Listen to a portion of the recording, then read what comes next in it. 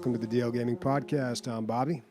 I'm Nick. I'm Amanda. I'm Mother's Logic, and I don't have a joke ready, and they always suck anyway. So let's shoot the shit a little bit. Amanda, this is going to be one of your last in-house podcasts, right? One of my last podcasts, yeah, man. So this week I'm going on a national park extravaganza is what I'm going to call it, because why not? Go big. I'm going to Grand Canyon in Zion and the Sequoia National Park, and it's going to be a blast. I got one of my homies, Bobby, I got one of my homies from that I grew up with from back in Michigan hanging out in the studio. Not on, but he's chilling. He's here, and so we're going to go together and travel through Arizona and Utah and then come back to San Diego briefly, but then drive up the coast to the northern part of California and check out the sequoia trees and all that shit. So it's going to be a great time. But yeah, the next time that I'm on the podcast, we'll be probably talking a little bit about like Grand Canyon, the desert magic, like Dune, Yeah. you know, like Arrakis. How wildly different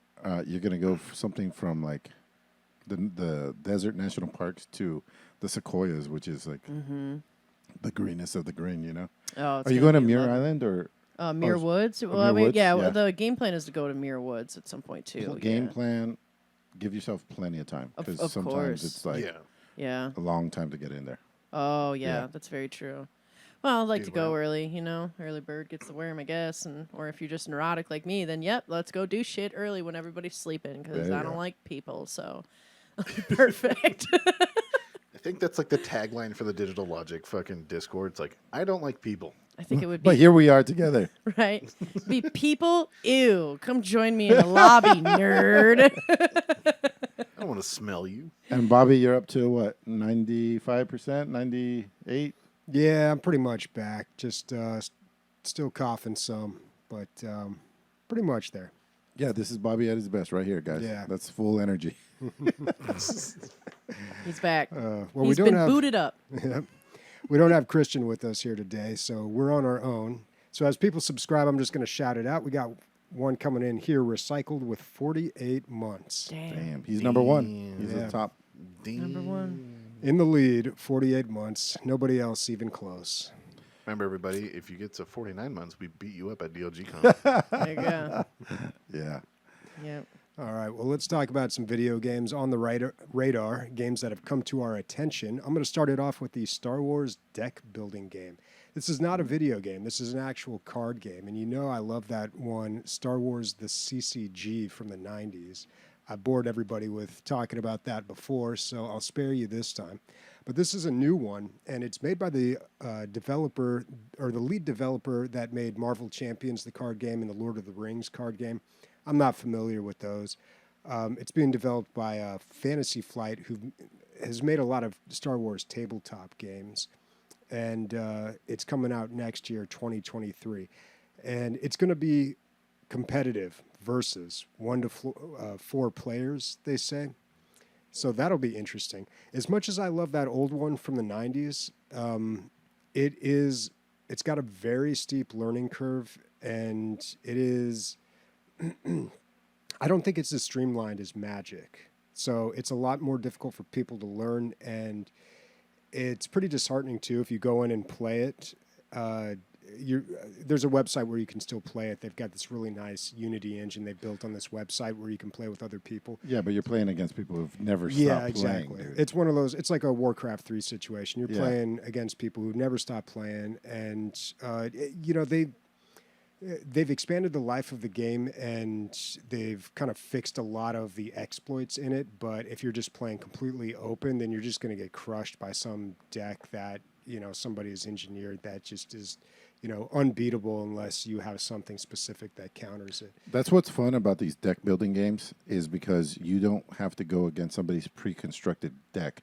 Everybody's drawing from the same pool of cards, and every game is different. So if you've never played a deck building game, you'll have a giant deck in the middle or something, and you'll all draw 15 cards or something like that, and then you'll start to make a deck out of that.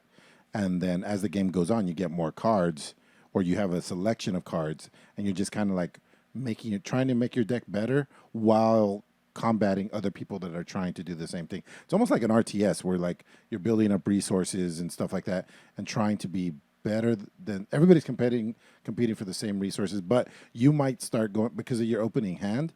You might start going into one direction. I don't know. I've never seen playing any of their games, but I could see like maybe going down the Jedi mind powers way would be one thing, but just because of your opening hand, not because of like that's the way you like to play. You have to kind of go with what's gonna try to get you the win. But that's what's great about these is because you don't have to spend thousands of dollars on cards to make a fucking sick ass deck.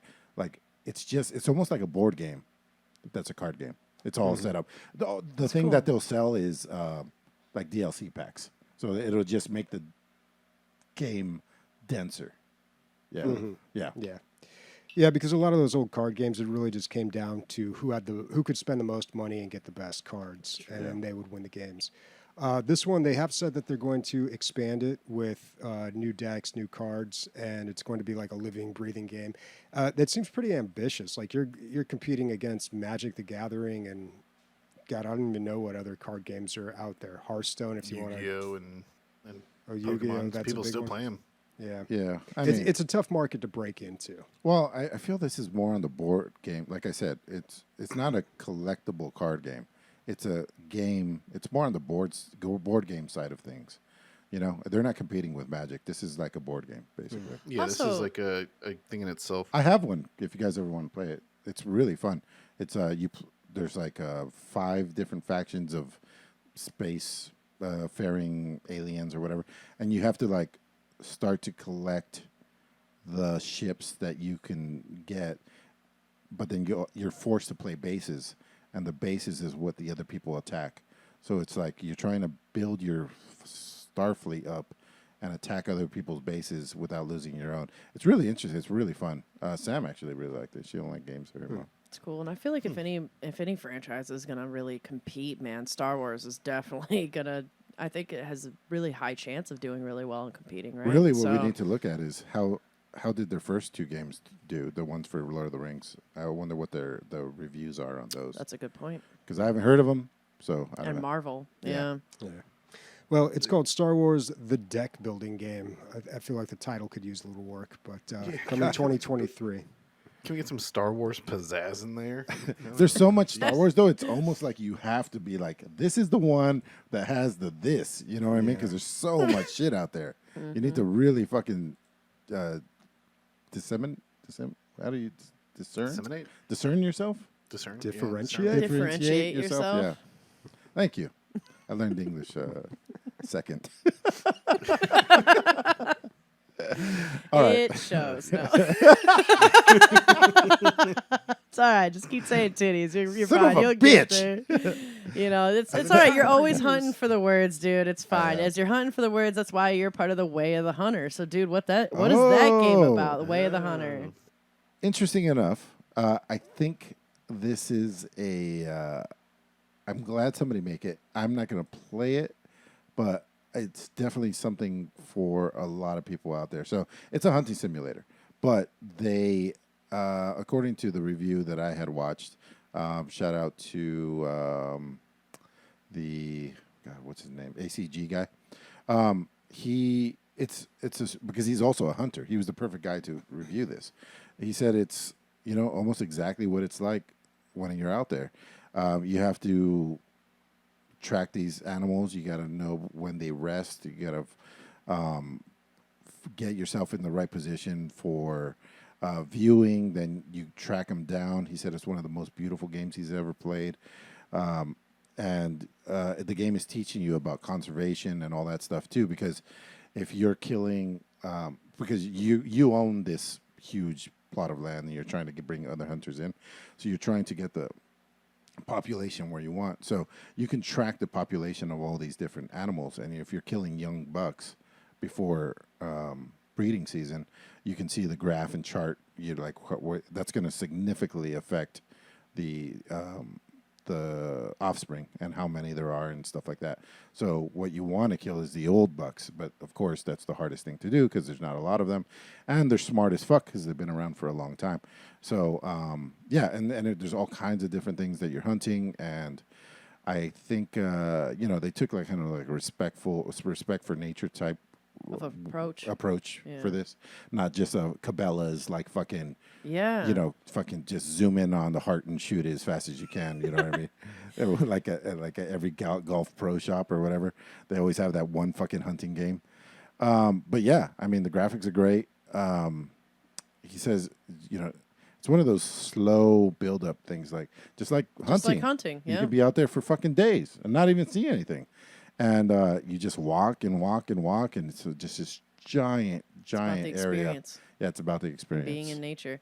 I love that you could play with your friends in co-op, dude. That's pretty sweet. I actually played a few of the Cabela's games like back in the day, and yeah, they were always so kind of goofy, but that's really cool that you can that they have this whole conservation element to this kind of game, to really show you that everything really kind of is interconnected and that there really is a relationship between keeping certain populations in check, which is what can be cool and great about hunting, but then also, too, it seems like they're capturing, at least just even from the trailer, the whole element of just being in nature and really enjoying and being a part of that.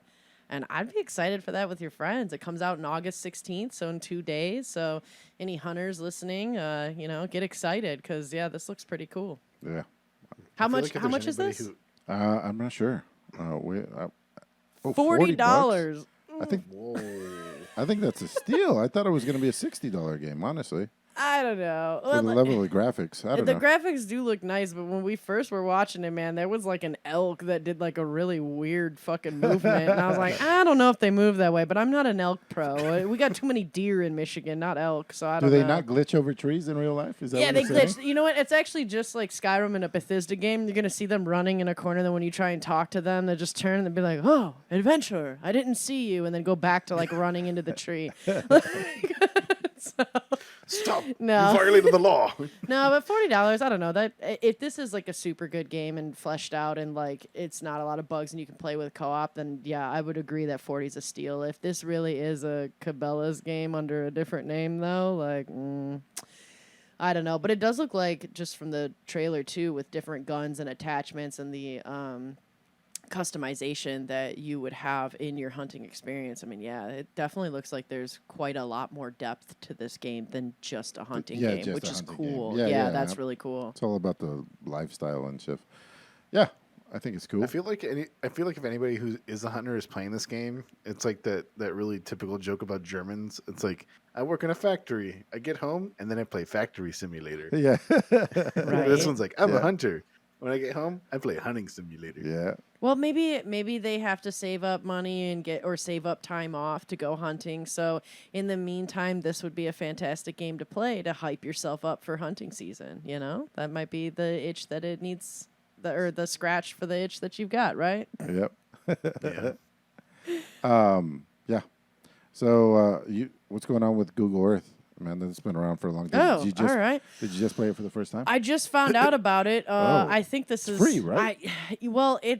If it's what I'm thinking it is, it's like a lot of freeness where you can see the whole street view, but there was some other ones that I saw that it's just, at least when I tried playing this, it was really chunky. I did the demo, and I could have sworn there is a total unlocked version that it costs a little bit of money, but I just didn't buy it. I played the demo, and the demo was pretty chunky, but this is pretty cool that you can kind of fly around the Grand Canyon and explore a whole bunch of things, which would just be amazing. So I'm excited and curious to try this out because I haven't yet. And basically what it is they take all of the power from Google's satellites that you could use when you're looking at Street View on Google Maps and puts you in VR so you can kind of experience these things almost like you are really there.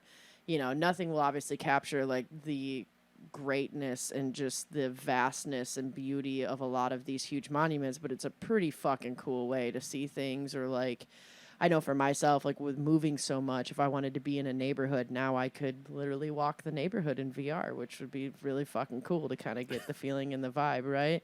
Especially pixelated, blurred out people. That's so realistic. But You're like, I'm in this neighborhood with fast internet. Yeah, Man, this feels great. Yeah, exactly. But I thought it was super cool, and maybe not everybody, because I didn't know about this. So I mean, I guess like you said, they've had it out for a while, but I didn't truly know about it. VR, since the Vive. What was the first one? since Oculus One. I think this has been out. This has been out for a long time. But I played it recently when I just got the Index. I played it up again, and yeah, it looks way better than it used to. And it's so interesting. Like, so you could go down on any city in the world and be it's kind of like I don't like the controls, but you get to this view that's kind of like a Godzilla view where like you feel like this 300 foot being standing around this, and it looks like a model city, and you see the little cars moving and everything. It looks surreal because it's not. It's somewhat photorealistic, but then it's also like cartoony at the same time. And then you can go down the street view, and then you get the actual, the pictures from Google driving around and taking pictures of the whole world. But also, I think there's paid content. Most of it is free. You could go to the Google store, in Steam. It's free on Steam. But there are paid tours that you can, like cities. Like you can go to Paris and you could do like most of Paris, but then you could pay a little more, and then you'll be able to go inside of certain buildings and have a guided tour and or all this ruins. stuff. Like I saw a good chunk of the ruins were what was like where there was money. But to kind of go back a little bit on your scale, where you're talking about like how you're big and it's almost like a paper model thing. Like Recycled's putting in there that you can enable a realistic scale, so that way then like you really could go to the top of the tower and really feel like you're dying when you jump off. Yeah. That's your shit. You could do that. Like it sounds very scary, but also very exciting. I love heights, so I would not mind that. But yeah, they have the whole paid element where you can go in and actually visit certain landmarks and places to that, or you can just fuck around and fly through the Badlands. Like that sounds fun. I haven't checked it out, but I want to check it out. Yeah. Yeah, and for free. Most of it's free. Like it's not something where you're like, oh, I need to pay money. Not at all. I mean, if you really want to get in nitty-gritty, you can, but in general, you're getting this tremendous service for free. It's amazing. Yeah. I was talking to Recycled while we were playing something else we'll talk about later. But he says he said pretty much 100% of his gaming is VR now. Like he is on it all the time. I'm starting to move in that direction, dude. I'm slowly moving in that direction myself because it's just amazing. Like the technology and how good it is at this point is still kind of blowing my mind. Like I really thought it was going to be so much shittier than it is. Like, and especially for something like the Quest with the price tag that it's at. I mean, the amount of things that you can do in VR, both educational and experience and gaming and fun and relaxing. Like it's amazing. Like I said at the beginning when I got VR, I wish the human body wasn't so fucking limited because like I would plug me into the Matrix, bitch. Like I wish I could, but my body can't handle it. I'll get a headache and then I like get nauseous and I'm like, oh, I can't keep playing. This sucks. My body's failing me. I just want to play this for 8 hours, which it's good. That's not healthy. You should not be. If you're listening to this right now and you're playing like 10 hours a day of VR, please stop. Like my God, like your poor eyes, your fucking eyeballs. Don't burn your eyes out, please. You're probably getting more exercise than you would be if you're playing like WoW for 10 hours. Yeah, that's very true. Like I will play Beat Saber for some good cardio, and then by the end of playing every level on Cybrid, I'm like fucking dead, and my Fitbit's being like, "Wow, way to go! Look at that aerobic exercise." So that is true, but you need to remember to eat, and that like real life is real life. I remember the first weekend when I got VR, I almost started tripping out, staring at my cats, thinking I was like on some hallucinogens or something because I was just like, "You're not real. This is all VR." It's like, no, this is actually reality, not virtual reality. I actually have a story about this that I forgot. My buddy, so like I said, one of my favorite things about VR is the whole party trick thing. So, you see people that have never been on VR, you throw them on VR, and, they blow their minds or whatever, scare the fuck out of them. But I was like, hey, because he's half Mexican, half Spanish, and he grew up in Spain. So I plugged it in and I put him on and I flew him to where he grew up. And this motherfucker started crying. Like he was just like, that's my grandpa's house right there. He's like, I used to run down this hill and just fucking lost it. Like it is crazy. And then I've also in Paris, I flew to all the places I've been in person. I was like, why the fuck am I actually going to go there now? I can it's so close to actually what it is. Obviously, that's not True, but you get a sense for the place and the sense for the scale as well. But yeah, it's fucking awesome. So that's Google Earth VR. You should check Yep. it out if you haven't yet. That's why I put it on my radar, because I haven't checked it out yet, and it looks like an awesome tool or just a fun ass time. Yeah. It's like that Star Wars quote. You get to fucking whatever city, and you're like, just like the simulations. Yeah. Yeah. Exactly. All right. But What's next? More. Total War is getting their final piece of their puzzle, which is the biggest piece. It's like all the pieces essentially. This is where all 3 games are combining to make one huge giant map, and it's coming out officially on the 23rd. They've announced 4 new characters that you can, buy, but the actual Immortal Empires is free for anyone who owns all 3 games. They've redone a bunch of the factions, leaders, and like heroes, and now the game is just like It's what you way wanted, more right? customizable as well, because you can adjust like how short the game is or how long it is, and people who are playtesting it saying it's like the final evolution of Total War. Like no historical Total War will be able to stand up to this unless they do something like insane. And then, like, I remember you were talking about Total War coming out forever, and then it came out, and then you were like, nope, I'm not going to play it until this comes out, right? This is what you were Exactly. really waiting for. Yeah, because what this is like, imagine only getting an appetizer when you go to dinner, and like you're waiting for your steak dinner, and you're like, I was promised this 2 hours ago. Where the fuck is it? And Is our internet fucked? Oh. Is that what's going on? No, I think it's actually our computer. Uh-oh. This computer is pretty damn old, and kind of surprised it's survived as long as it did. Do you want to cut right here? Total War, so I just didn't want to do it with the limited amount of stuff that I had. Gotcha. Yeah, that's crazy, dude. We're having technical difficulties over here, dude. Sorry. We lost Are you. you for- disconnecting too? Because I'm disconnecting. Yeah, we lost you for a moment there, but that's Ah, fuck. that's okay. Well, just know that Nick's happy for once. And it's something other than Warhammer, right? Causing it? No, it's actually No, it is It is Warhammer. Warhammer. All right.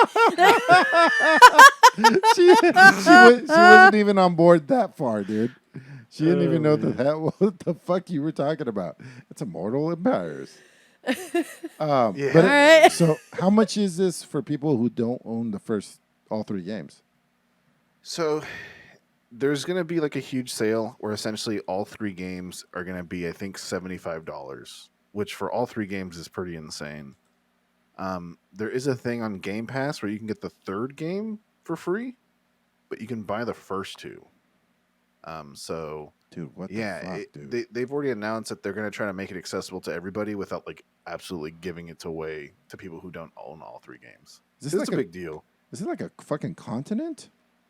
You get- Yeah, so Streaming their screen, showing their screen where they're at in Tarkov, and so that way then they're all playing Tarkov, and I'm like, getting major FOMO, and I'm like, I want to play with my friends. I want to shoot shit. I want to Why shoot. can't I? I want to shoot a scav. Like, I want to shoot a PMC.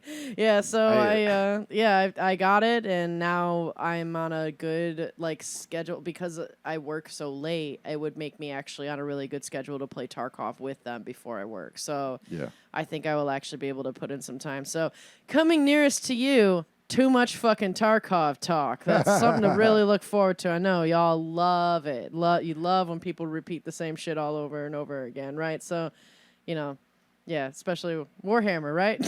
I've been talking about Warhammer in like 3 fucking weeks. You're 4 right, I weeks. know. Given that you're going back to Warhammer, now I'll bring back the Tarkov. I got you, Nick. Hell yeah, son. Someone's Yeah. got to take the reins. Yeah. Next up, I have something I think Bobby and me would probably, really enjoy. Circus Electrique, Bobby. Yeah. Oh, sorry. Circus Electrique. Ooh, Electrique. Yeah. So this is a kind of like a Darkest Dungeon type game where the whole world got turned into circus everybody got turned into circus, like stuff. You know, like the strongman and all that stuff, circus themed things. The whole world did. And I think you play as the actual circus people, and you're like fighting against all the fakes out there. And so has a lot of interesting mechanics going on with it. It has not the, what was it called in Darkest Dungeon, Bobby, when people went crazy? The stress and insanity. fuck. Stress, yeah. Stress, or that's Oh, what it yeah, was? stress was. No, it was called something else. Stress was caused by something else, wasn't it? I think it was just called stress. Oh, okay. Either way, there's that, but there's like some kind of variant on that. But it's also a deck building game as well. So you're getting cards and modifying your your characters' abilities as you play through, trying to maximize their abilities for to progress through the game.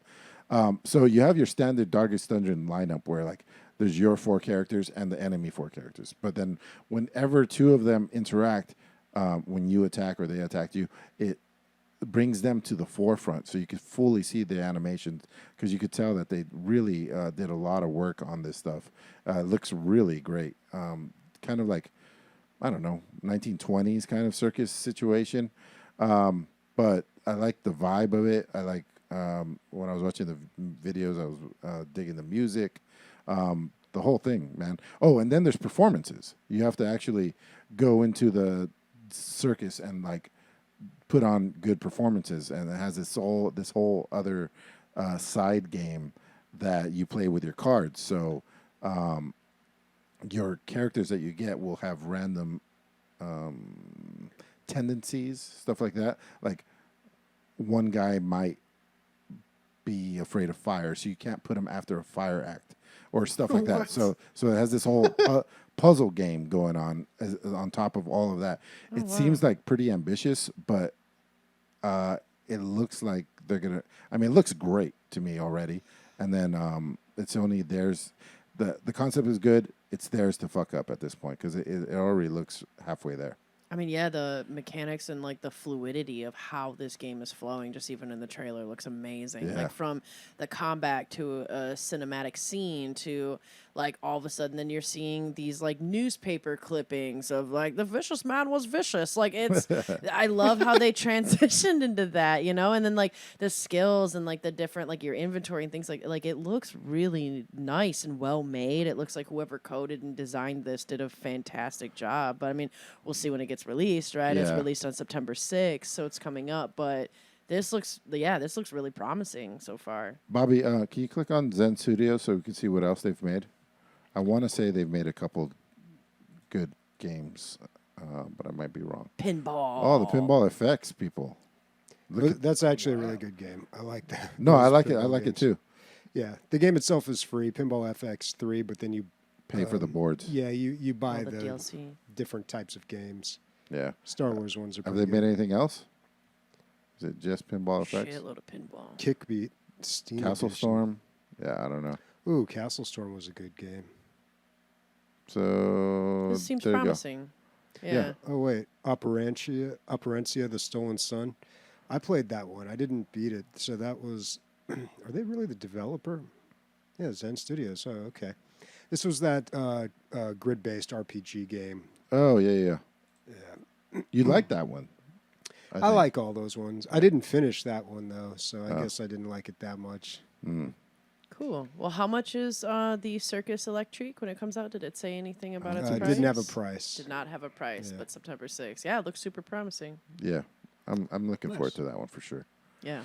Looks I also have Tiny Tactics. It's it is a tower defense game where you.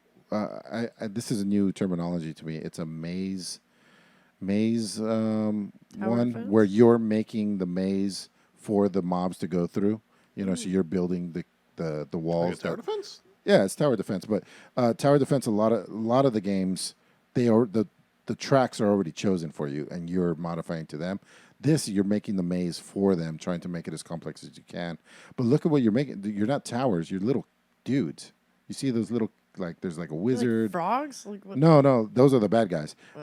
Zoom, make it bigger, Bobby, and you could tell. Yeah, well, I mean, a lot of games have done that. Yeah. Like Balloons, Go Home Dinosaurs, like a lot of tower defense games actually put characters there Instead of towers. Yeah. These are pretty fleshed out, though. I thought the animations and stuff looked pretty cool. But also, they take a lot of the way the. I'm not sure. They said they took a lot of influences from the what do you call it, Nick? The type of game where, like, what do you call it when the MOBAs took it and they like dialed it down and just to battling. Do you know what I'm talking about? Auto chess. ARAM? Auto chess. Yeah, auto chess. Oh, yeah, auto chess. Yeah, so it has a lot of auto chess stuff, but I don't know what that means because I never played auto chess. So that's how they do something in there. It's like auto chess themed. Auto chess essentially, like if I'm thinking like the way you're trying to put it, is that not your upgrades are not always the same. They're essentially random, and you can choose from a pool of them. That's probably what it you're is. That trying to sounds get like to. it would fit something like this pretty well. Yeah. Yep. Very cool. Yeah, I think it looks super cool. Yeah. Already out. nice. It's only $10. Not bad. Yeah, why not? Something else. Sorry, that seems not that bad. Is a weird hat fight. So you apparently fight your friends with weird hats. I know, amazing concept. It's super. You wouldn't have been able to tell that from the name. I get it. But so anyway, it's essentially like a brawler. It's a brawler fight party game where you use magical hats to fight your friends to the death.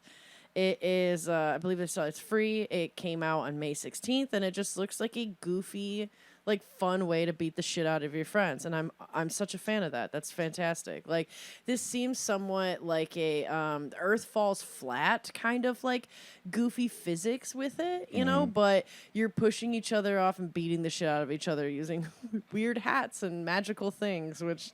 It just sounds like a fun game night game, and I'd love to check it out and play with a whole bunch of people because, yeah, it just seems silly. How much is it? I thought I saw that it was free, that you're going to want it. Yeah, it's free. Those are the best game night games. You're probably going to want to play a controller, but, yeah, it's the best where you could have multiple people all playing. I think I saw that it was 4 people. I'm not too sure what the limit is, but... Looks like Gang Beasts, a lot like Gang Beasts, but it's I free. was about to say that. Yeah. Yeah, but I see 4 players local, so yeah, you can play with some of your friends and some goofy weird hat fighting. I don't know if Steam Couch Co-op works for multiple people. Do you guys know? Bobby? No sure. clue. What do you mean works for multiple people? Yeah, like 4 people. Can you, when you're playing Steam Couch Co-op mode? Can you invite 3 other people? Yeah, can you invite 3 other people? Yes. Yeah? Yes. We played me, Leslie, and one of our D&D friends. We played Lovers in a Dangerous Space Time, Oh, okay. With 3 players. and so it's 3 players. Wait, but 5 where was people. Leslie though? Was she on your screen? No, so the way it worked is that it was interesting. So I had to create the lobby, then invite Leslie, and then I had to invite our friend without Leslie accepting it. And then once both invites were out, they could both click connect, and then the game detected Leslie's PlayStation remote as its separate remote, and so everybody had their own controls. Cool. Oh, speaking of controls We made it work. and Steam, you can Steam now fully accepts the PS5 DualSense controller. It's just one of the presets that you can click on now. So even though Windows won't accept it and you won't be able to play other games, Steam has full support for it now. That doesn't mean that you're going to get the DualSense like you know, the force Features. feedback and stuff like yeah. Some games do have that, but you know that's going above and beyond for a PC developer to do that. So only a few of them have that. Does that work automatically, or do you have to set that up in the settings? You have to set it up, yeah. So it's because when you add your controller to your PC, it just comes up as a wireless controller. And so Yes. you have to go into your Steam settings. It's super easy. You go into the big picture mode, go into the controller settings, and be like, what default do you want to put? And right now I have that, and I have 2 Pro controllers, and it detects them all, and everything is fantastic. No problems. Love it. Nice. Yeah, that's good. to All hear. right. Well, let's roll right into highlights, games that we have played this week. I'll start it off with Vampire Survivors. So, again, thank you to White But Still Hip who bought this game for me. Which is Hell funny. yeah. I just saw that it went on Game Pass too, so you could have saved your $3. Yeah. But then Bobby would have never played it though. No, yeah. No, I have Game Pass for another week and a half, I think. I don't know. It's about to run out. Excuse me. So, Emilio, you played this a while ago, a couple weeks ago. Yeah, have fun with it. I feel like you undersold it, though. You said it was all right, and you didn't have much to say about it. I really enjoyed it. Apparently, No, other dude. people did, too. I didn't He like it. loved it. This is what I was bored by it, but Yeah. you loved it. Yeah, I loved it. I remember you loved it. Oh. You loved it? Yeah, I really enjoyed it. I'm glad you liked it, man. It's a very simple game, and there must be other games out there that have already done this. Well, there's clones now. Yeah. Yeah, There's a well, bunch there of them. definitely There's are now. mobile clones, dude. There's Yeah. so much shit blowing now. up, You actually. can't go anywhere. It's almost like without a seeing this genre shit. now.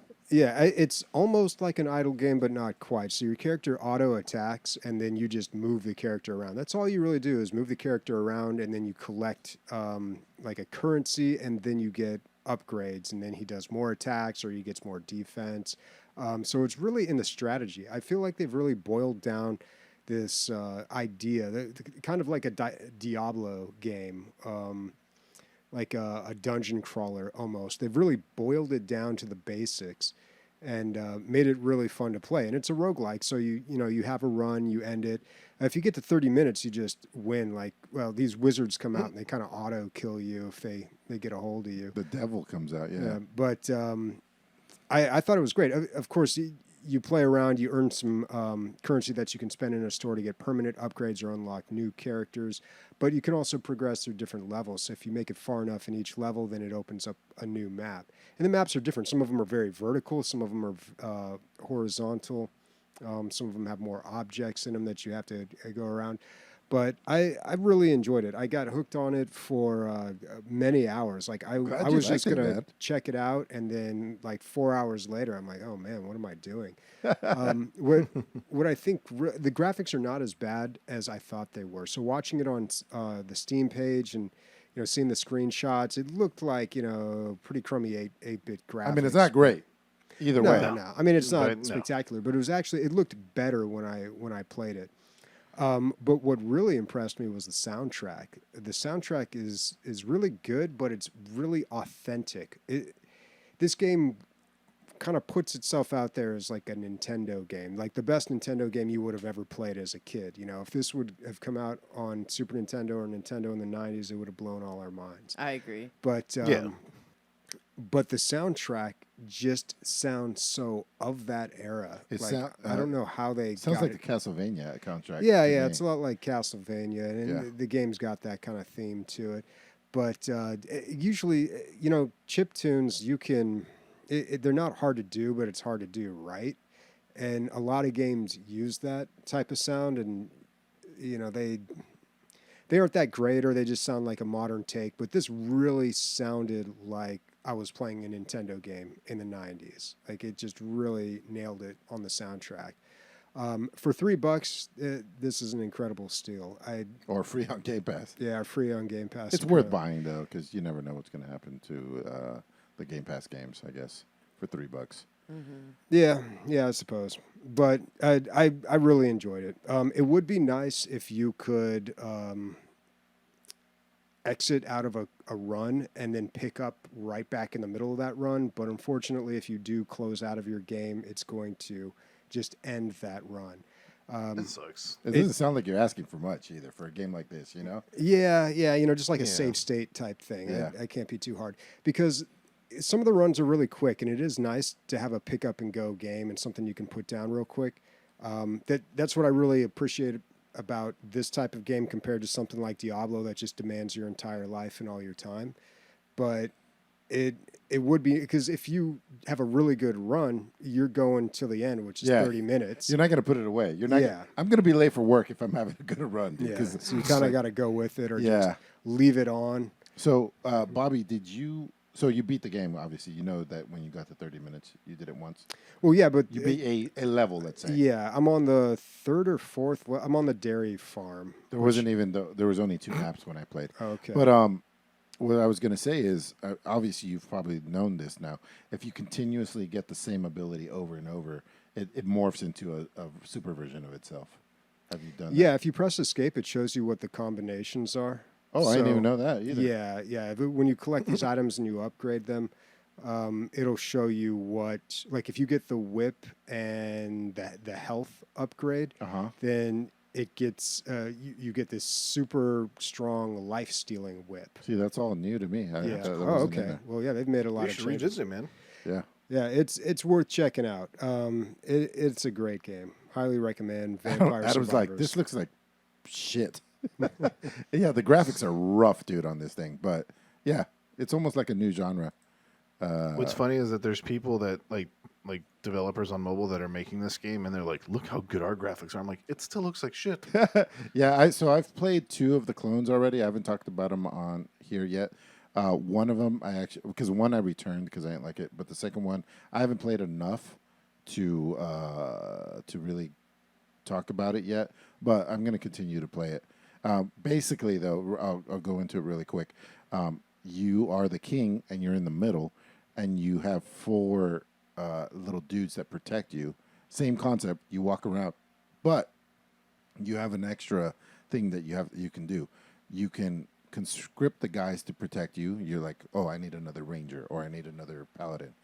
But then also you can spin them. So you can try to get the paladin always facing the bad guys, right? Or your tank and the healer in the back.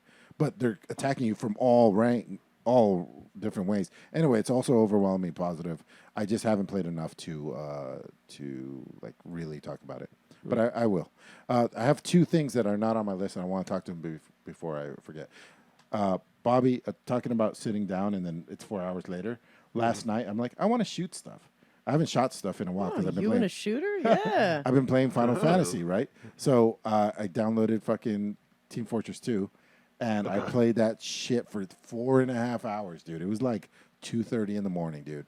This game does not quit. It is so good. And, back in the day or last time that I played this heavily, I had my list of like good servers that you could count on that are moderated well, and there wasn't fucking cheaters and stuff. And I feel like it's in a good spot. There was cheaters, but they were kicked out right away.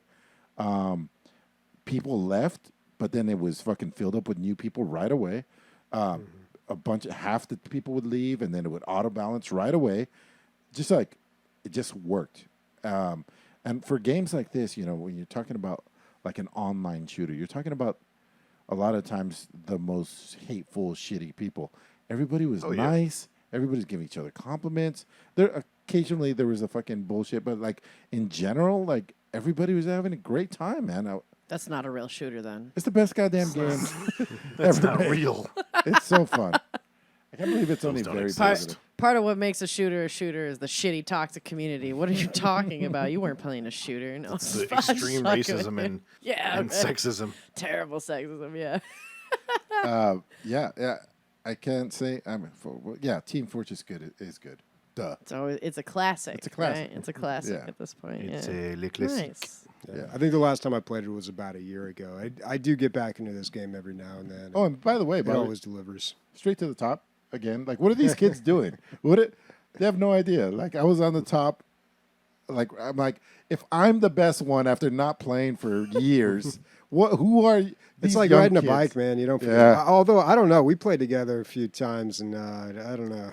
Yeah, we It's had a a little rough off, time. man. Bobby's like, you suck ass compared to Like, that. yeah. I mean, that's what happens when you play the medic. You just kind of like, oh, not healing this guy anymore. Yeah, it does happen. Let him for go. sure. Well, something else that I think is like super classic is the concept of miniature golf, man. Like everybody plays it, it's everywhere, you love it, and it's no surprise that putting mini golf in a VR setting is just fucking golden. It's fantastic. Emilio and I played a bunch of the Walkabout mini golf like we said we did. We're working on Emilio following through, and we we are. did. Yeah. 3 for 3, guys. And we were playing with Recycled, which Recycled posted in our Discord a bit of our gameplay, some highlights of it. So if you haven't checked out the Discord yet, you really got to, which you can find that on our website at dlgaming.net. You can find where their Patreon is. You can give us money if you love listening to us. We hope you do, but you don't have to. We're glad that you're here. But that's where you can find the link to our Discord, and that is where you can find all the stuff. But with Walkabout Mini Golf, this game, fuck, this was great. It's so good. This is so It's good. so good. So, so it's not like, oh my God, I had the best time in my life. This is the best thing I've ever done in my... No, but I was chilling with my friends and talking about whatever just came up, because you don't need to talk a lot to fucking play mini golf. Yeah. So you're just shooting the shit. It's like sitting at a bar, because everybody's just kind of like, whatever you're doing, and you're just fucking putzing around and chilling. Like maybe the best hang I've in a game ever, because the game itself is so casual, but then there's also things to keep you not distracted, but like On your toes. Occupied. yeah, occupied. If you just took your turn, and because a lot of times you'll watch the other players play, because there's a fucking spider's getting crazy over there. You'll watch the other players play because you want to learn the map and any tricks they might do, or maybe where somebody fucks up and somebody doesn't fuck up, whatever. You're trying to learn the course. But if you already know the course, or you already landed your hole, you got a bunch of time to kill. So you have multiple things you can do. Yeah. I found he found me while I was fucking playing PR. Just such a wild feeling when you got an animal that touches your feet while you're trying to golf. You're like, And you could excuse tell- me, I'm busy. And I could, when I saw you, you're like your head lowered, and you were doing a bunch of like cutesy moves. I'm Where's like, Thor? she's fucking looking and finding her cat. Like you could tell, even though it's just a floating head, you can tell what people are doing a lot of the times. Yeah, we can tell when That's Recycled was adjusting stuff from like his LIV of like streaming and things like that. Yeah. Or I thought it was really funny when you put the golf up to your head and you're like, hey, is the golf club going through my head? And it was.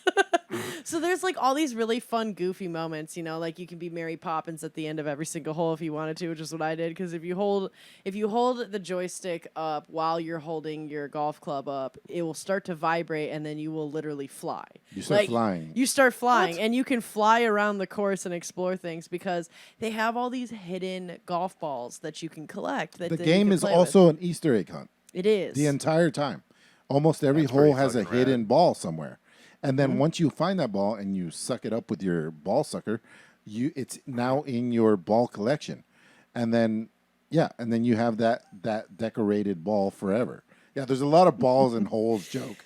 Like There's lots. so many balls. You know what? Just get into it. Have fun with it. Accept all the balls. It's great because there's going to be balls bouncing everywhere because that's what you're walking about and doing. You're walking about and playing with balls. And this game is great. I highly recommend this, especially with VR. It's Has fun. all the balls and all the holes. All the balls, all the holes, all the sexual innuendos. Good time hanging out with all of your friends and your buddies, just feeling like you're actually playing mini golf with each I other. felt in like I some was really cool physically there with you guys. Yeah, I felt so too, and I Yeah. felt like it was really accurate, both in like what we were all doing, our movements. You could really tell what everybody was doing, and then additionally too, like actually hitting the ball in certain angles. There's a lot of settings that you can adjust and customize as well, which is super helpful because like for me, I found that I was like, man, I am really whacking this ball and it's just like wah, wah. Like it's not even fucking going far at all. And then I realized like I had to change the settings to actually like increase the power. John also had to do And that too. so like I was just like tap it, woo, there it goes. Like so I mean you got to adjust the settings a little bit like to kind of figure out what works with you, but otherwise it nailed it. Yeah, It is. Emilio and I did the space station as the first one, which was hard. Like a lot of it was hard. There was one where you had to,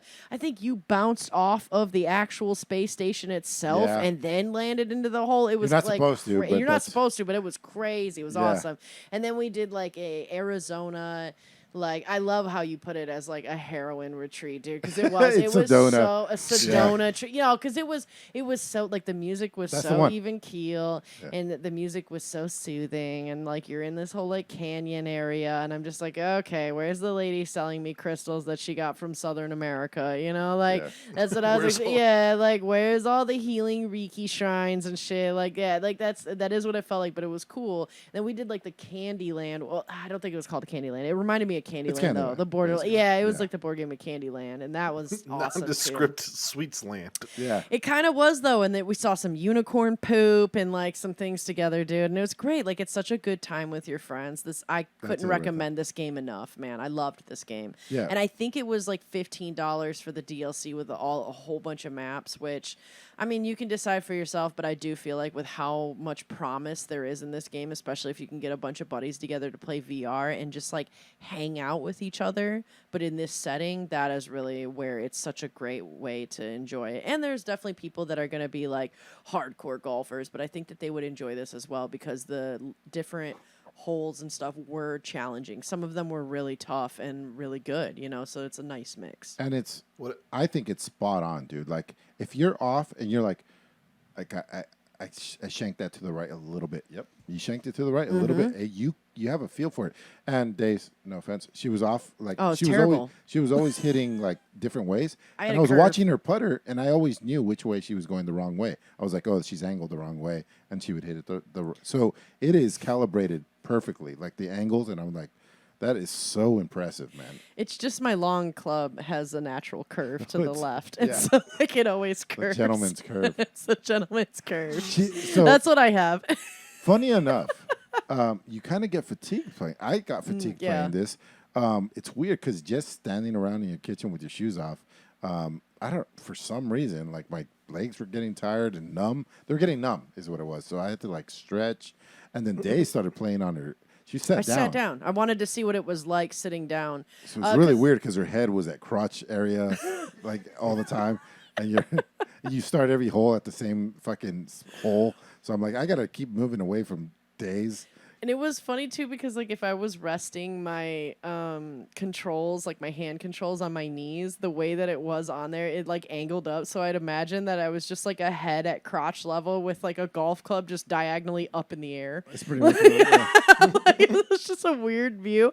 But you know, I found that playing the game sitting down, while it naturally feels more realistic and kind of better to stand because that is how you would actually play mini golf, like I didn't find it to be too hindering or too weird to sit down and play. Like in some ways I'm thankful I did it because it was a nice break for my feet. I think I did play like a lot of Beat Saber though before I played with you guys because I have no excuses. I sat usually- around all yeah. day and I still like I got fatigued. No, I typically play a lot of Beat Saber and kind of purposely make myself like I'm coming for you, JP Diddy. I'm gonna beat you at like expert level of shit. I'm working hard. I'm leveling up on my difficulty with Beat Saber for you, buddy. This is a direct call out to you.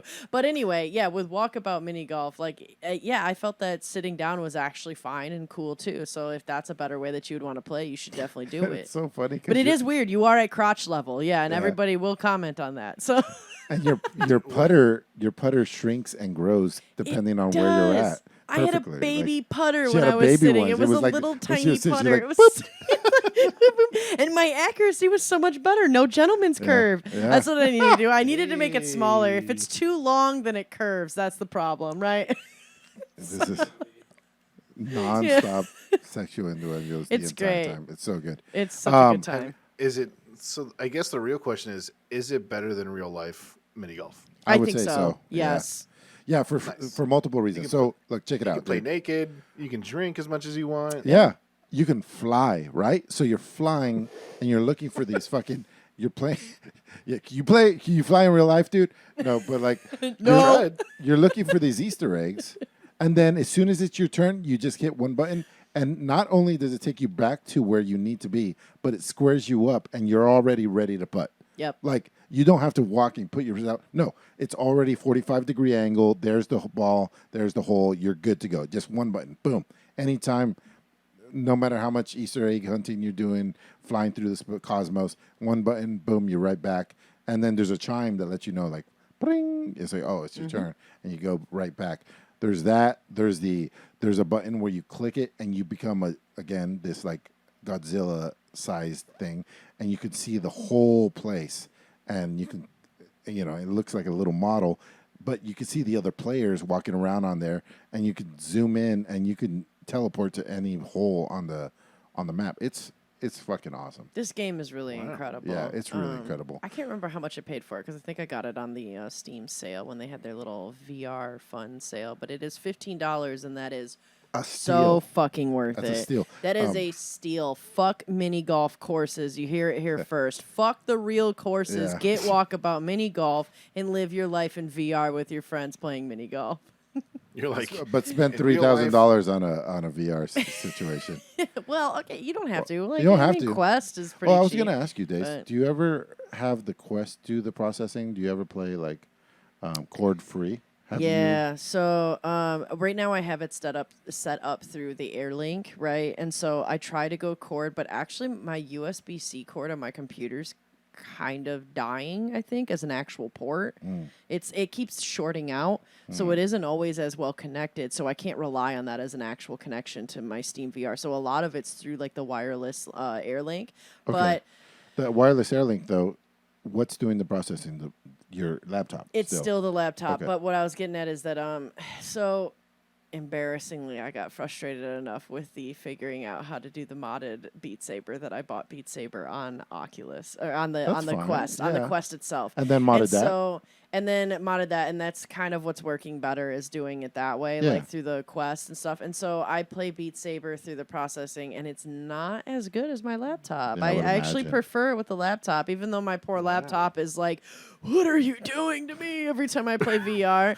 It's fine. Baby's still kicking, dude. She's doing great. It has way more horsepower. than She's the got little way headset. more. Yeah, she's got way more horsepower, even when she's dying and loud and making it very clear that she is mad at me for loving VR. And I'm just like, it's okay, baby. I'm gonna run you into the ground while you do that. It's fine. Last thing It's on great. this, the way the DLC works is Mm-hmm. every level is $3, which is totally worth it because it takes about an hour, Days? Or Yeah, but I half think, an hour, dude, 40 I think you minutes? can pay like $15 to get like No, but- 10, or it's a shitload of maps for. Yeah, like, you just get a almost all of them bundle. except for Yeah. the new one. So Yeah. they come in packs, I guess. So they'll do 10 and then they'll sell 10 or whatever. But it's not like I just wanted people not to think that you pay $13 and you get them all forever. That's not how it works. You get most of them, and then they're gonna keep putting them out. But keep putting them yeah. out because They're honestly great. And I did find that the paid content, it seems like more work went into them. But that could be that they've been at it longer and they've been learning, as they went. I played the so they have a Babylon one and a Shangri-La one, and I played both of those like single player to kind of see what they were like. And like, dude, the Babylon one is really gorgeous. Like this whole Greek scape and stuff. It's really, really pretty.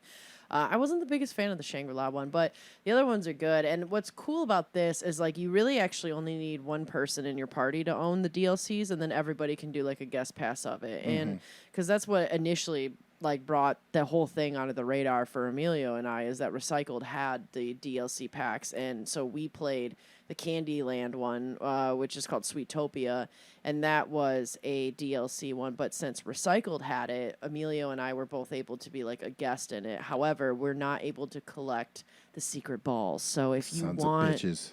if you want all the balls, you're gonna have to pay. Yeah. You need It's, all the you balls. gotta pay, and what can you get for $15? All the balls. This might That's be what my you get in favorite the VR DLC. game. This is actually becoming one of my favorite VR Yeah. games too, because I also see the potential of being able to play a private game up to 5 of your friends and having a fucking amazing Yeah. time. Like, this is super fun. Yeah.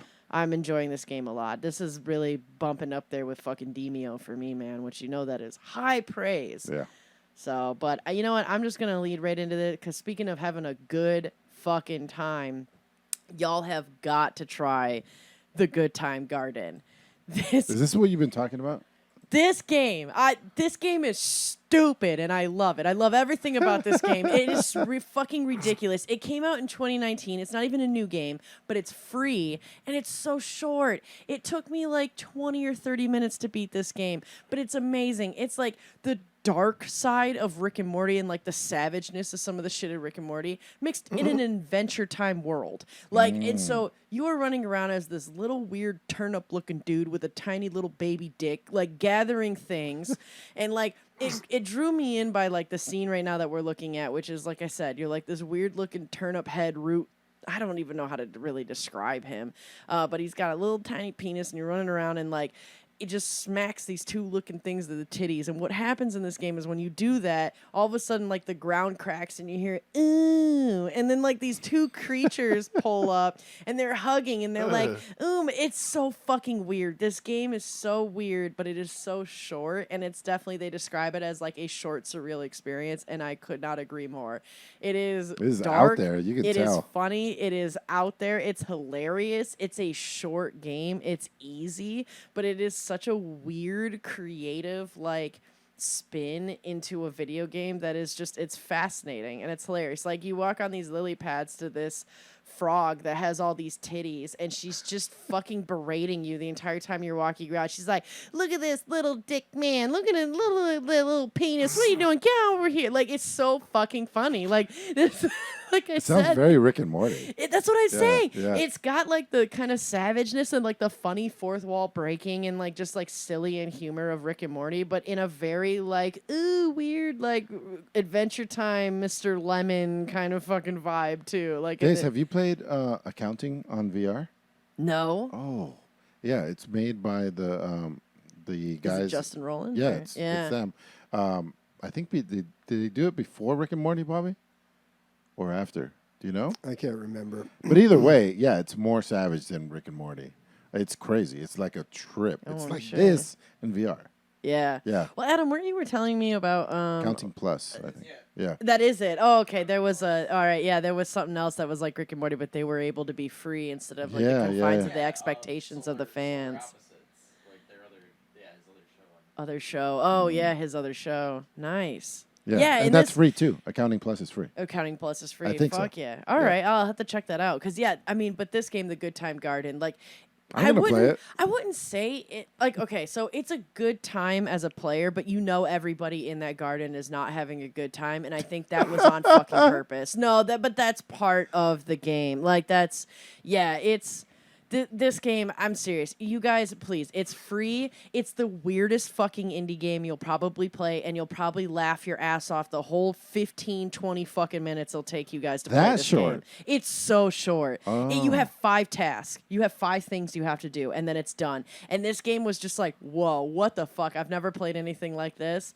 You guys definitely should, because it's funny. Like, it's fucking hilarious. I love this game. It's great. Sounds good. And it's easy, but it's so good. Definitely do it. I wonder what goes into a decision of being like, this is going to be free. I guess when it's only 20 minutes long, like you got to, right? Yeah. But yeah, But how do you like? Is this a passion project or someone? it's got to be how a does someone passion make- project. It's yeah. gotta be like somebody ate a bunch of fucking mushrooms, went to bed, had the craziest fucking dream, and just decided to Coded turn it. it into a video game. Yeah. Yeah, like that's totally what this feels like too, dude. Because the amount of what's- times you're walking around smacking titties and ass, and like it's just weird shit. It's great. That thing it's had great. a butt on the front. Yeah, it has front butts, dude, and it's weird. This game is super weird, and it's amazing. I love it. By Will Todd and weird? James. What was his name? Kaboot, I thought. Carbutt, yeah. James Carbutt. That makes sense. There's a lot of butts in this game. You guys are gonna enjoy it. Another I weird highly game. recommend. Another weird game is Binding of Isaac. What happened with that? Dude, I've never We're heard of like, that we're game, moving on Emilio. here. We're moving on. It's weird I am though. Special Saltzman, and What's this going on? is Final Fantasy VII Remake Whoa. Intergrade. Whoa. Or at the Oh, very you're least, it's And yeah, that's for later, Bobby. Okay. Yeah. Wrong link, Bobby. So, dude, I mean, this is really section towards Emilio, and I What'd guess Dave's, you 'cause accomplish? I have beaten the beast with a 4th character now, who is the hardest Damn. boss. Yeah. Is that the and- side-scrolling one? The beast? Yes, that's the side-scrolling one. Okay. And man, like it's gotten to the point where like me and Leslie play together. Like, dude, I never played alone, and she never plays alone, or at least I don't know if she does or not. I highly doubt Cheat on she you, does. bro. But Me and her play couch go up all the time. no. Anyways, it's gotten to the point where like we just feel it. We're like, you know what? It's This time. is the one. Ah. We have like 6 items by the second floor. We're like, Oh yeah. this is it. It's This is warming where up. we're It's going. warming up. It's warming up. I know the feeling, dude. And like it was one of those moments where like Leslie was like, you got this, Nicholas, because she died before like the beast fight, and Oh you my can't God, revive what? before it. You can't fuck And up once your girl says that, dude. You cannot fuck up. Right? And She's I like dying lived with, looking like, at 7 hearts. I Yeah. was like, I am the chosen one. you. Yeah. Yeah. It was For real. but it I think what's the fucking craziest part about this game is like most people would get to that point and be like, I'm done. I'm like, I have 18 other characters to do this with now. Yeah. Yeah. It's crazy. It's a weird game to explain people. It's almost a lifestyle, dude. Like It's a lifestyle. Adam, if you're gonna take away one thing from this game, play Binding of Isaac. It's an interesting game. So it's very, very hard. Every single time you play it, it's different because it's randomly generated every time you play. The bosses are not randomly generated, so they stay the same. What? So I think the only time that they're not randomly generated is so there's one character that always gets the like the horseman people, and then there's another character. I think the first time you ever play, you always fight what's that guy with the cleft lip? Monstro. You always fight Monstro like the first time you play around. I think so. I see. But generally, you're playing as a baby that's running from his mother, who's trying to kill him because she watched too many Christian podcasts, and so she thinks she's got to kill her kid. He already now. loves it. Yeah. And so it's so blasphemous, dude. So You get to shit, you get to poop and pee. yeah, and you're other fighting. stuff. You're fighting poops and peas with what? Your tears, because you're a baby. You're crying. You're shooting things with your tears, and it's very, very, very hard. But once you do these hard things and you fucking find it, like he's talking about, like you get a really good run and all the randomization and your skill come together, and you finally did what you did. You're like, let me try it with this other character, this other baby. And then you have another baby. And then the game is trying to get everything done with all these different babies. And literally, if this is my Desert Island game, I could play this for 8,000 hours probably. I would agree with you with that. Yeah, this is definitely the Desert Island game. Yeah, for sure. What's insane, I didn't know this, right? So there are people who do completionist runs with Isaac, right? Yeah. And they and I watched a couple of them. They will play the game, pick up certain items and do certain things, and like unlock certain items in order, so it's more often that they get items in particular. Yeah, Does that yeah, make yeah. sense? Yeah. No, And so like I have a friend that people does it. unlock Tech X like immediately. People unlock Brimstone, like all these things. And so like you're like, why the fuck is this dude getting Tech X like 3 runs in a row? Because it's and the then only you thing find- he's unlocked. And then yeah, you find out that they're like playing a certain way that you've never even heard of. Yeah, there's strategies to the whole thing. But yeah, you can Yeah, see this the game's- video. this dude. game's It's awesome, fantastic. man. It's awesome. Okay, what else do we got on the board here? Oh, I guess I'll just go right into Final Fantasy VII. We already got the video up. I beat it, guys. I beat it. Yeah. I was off for a week. See, look at you, dude. I You're know. you're accomplishing the shit that you set out and that you said you're gonna do. Hell yeah. I'm proud Yeah. of you. Fucking Hell killing yeah. it. So I found out why it's called Intergrade. Final Fantasy Remake Intergrade. Because they integrated a DLC secretly that the PlayStation people didn't get. So you get a whole 4 or 5. That's what I'm playing here. You get to play. Whoa, no way. Yeah, you get to play as this also other character, Yuffie, and she comes into town and she has her own story arc that happens at the same time as the other story arc. But I had no idea. They don't talk about her. She does not come up until after you beat the game. They're like, you download you unlock the Yuffie DLC. So then you get to start playing that. So there's like 4 or 5 hours, depending on if you play completionist. But yeah, no idea that you got this other game. You know, you're playing in the same areas, but you're playing a completely different character that plays completely different from the other 4 characters that Oh, you got that's to play. cool. So for like I had the surprise was really the coolest part about this. Like, how often in video games now is there something that you didn't read about online somehow, you know? And I was looking shit up for this game, like a good amount, and I never knew that I was going to get this.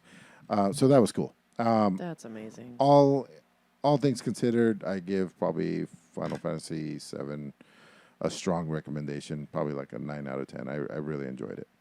Is it better than the original, do you think? It's so hard to, dude. I was a different person. Gaming was a different industry at the time. It's so hard to say that anymore. It's a different game, you know. Like fucking, who knows? Who knows? It was top tier graphics the first time around. It's top tier graphics second time around. It's innovative gameplay the first time around.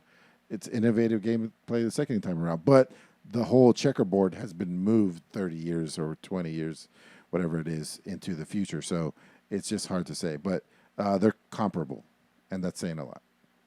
I also beat Halo Infinite. So right after I was done with this, I started playing that. Do I have a link for it? It doesn't really matter. I'm not going to talk too much about it. I just stick to what I said about Halo Infinite.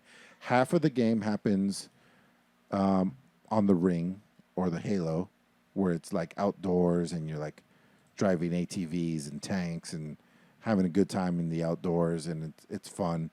The action parts, you know, the gameplay loop is really fun.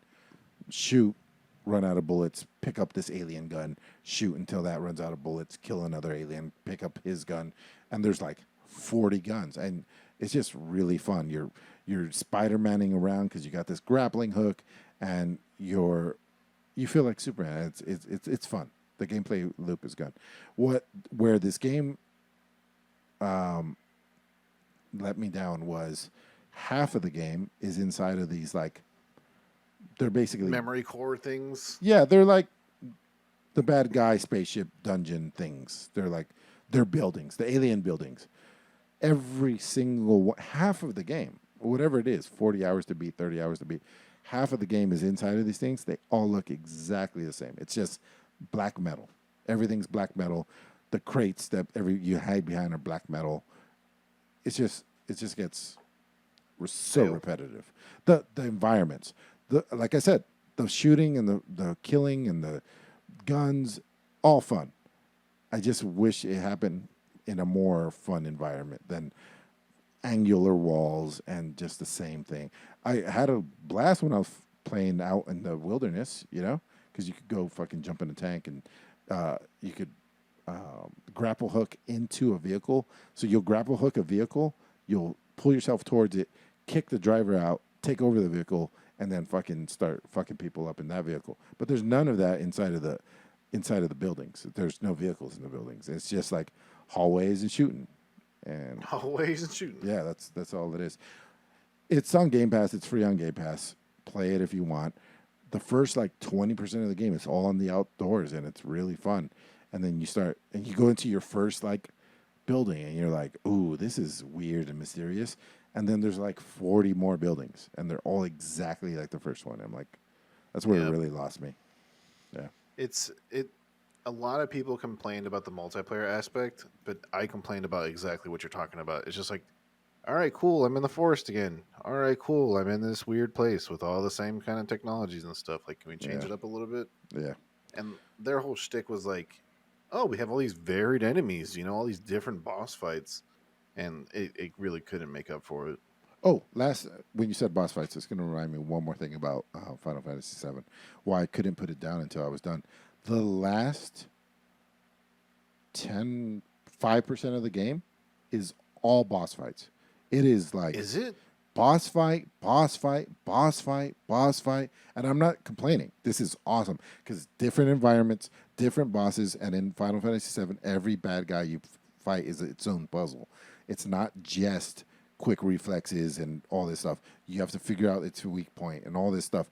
And so I went from fighting something on a freeway, and then I went to a different dimension, and then I'm fighting fucking elementals from different fucking, I don't know, some giant elemental.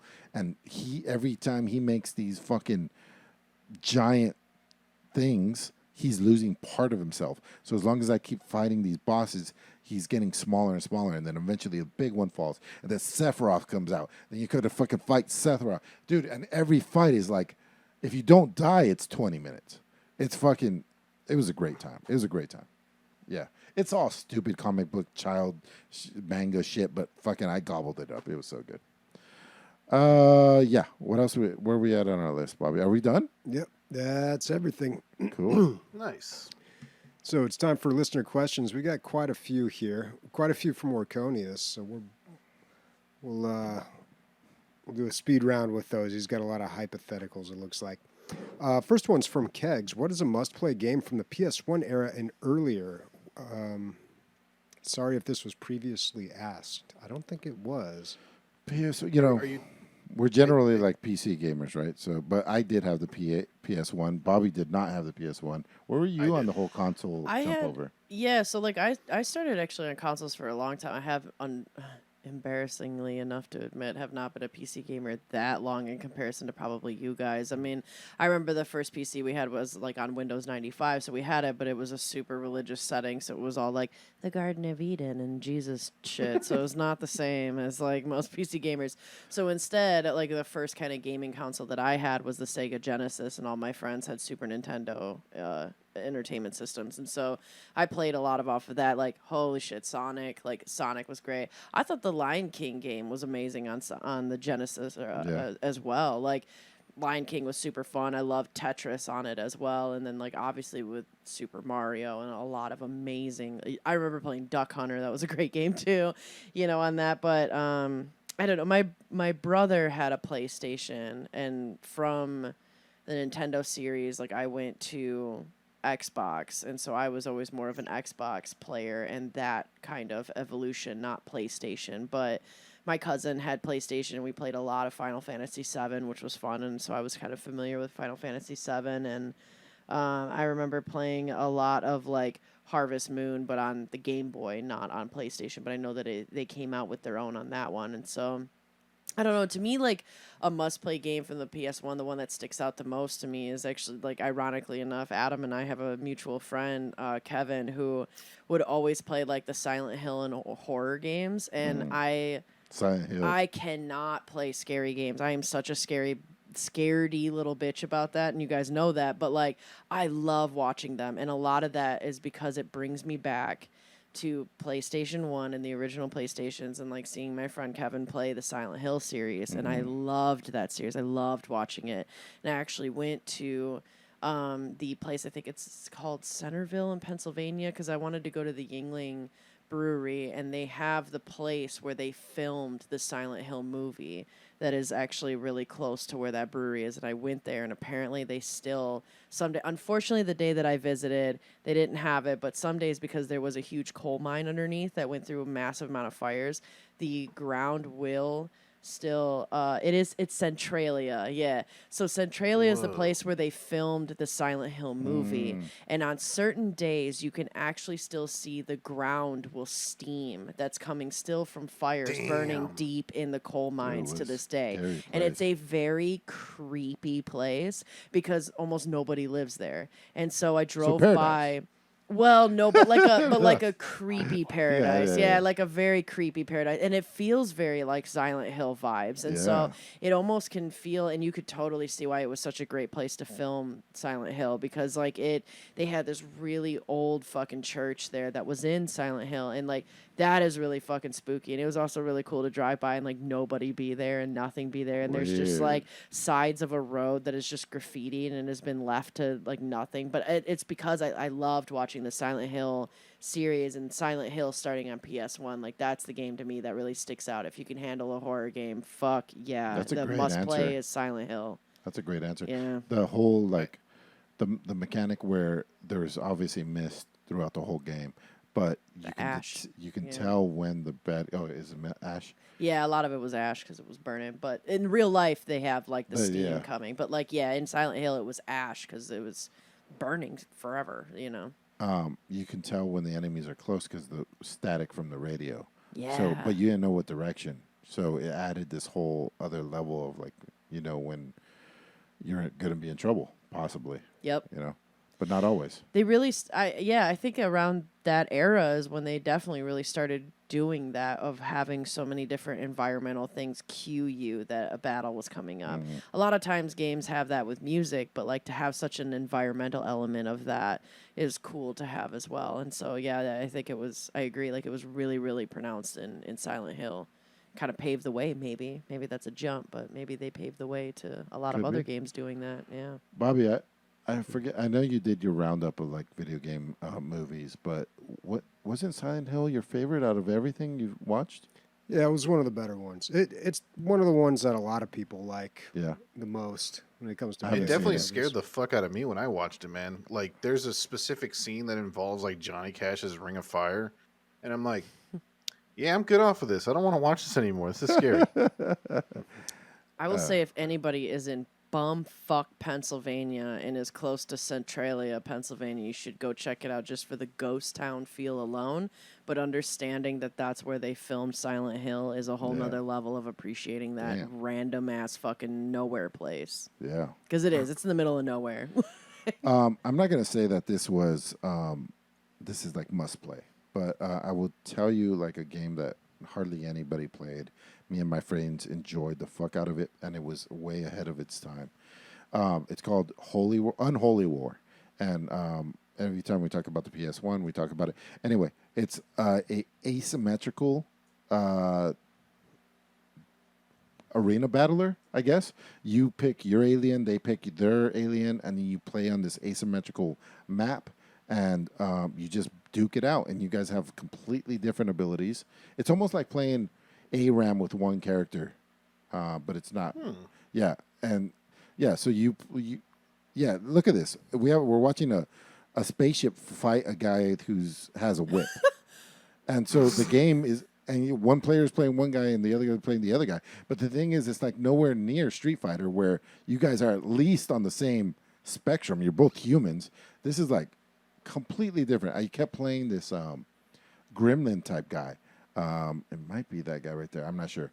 Yeah, it's that guy. He lays eggs, and he has a 50% chance of cloning himself. And so if you clone yourself, your opponent has to beat you twice, and so you just keep. So I'd run around the map and just lay eggs while my friends were fucking all duking it out, and then I'd have this small army at the very end. Yeah, a bunch of fucking babies out there. It was great, man. This was way, like I said, like can you guys see like proto MOBA here? You're like vastly different. I can. Yeah, vastly different characters. PS1 time, super Nice. cool. Yeah. There's one person in existence that still loves this game. Yeah. And he's like, I've been validated. Oh my God. Yeah. Love this For game. me, it's Metal Gear Solid 1.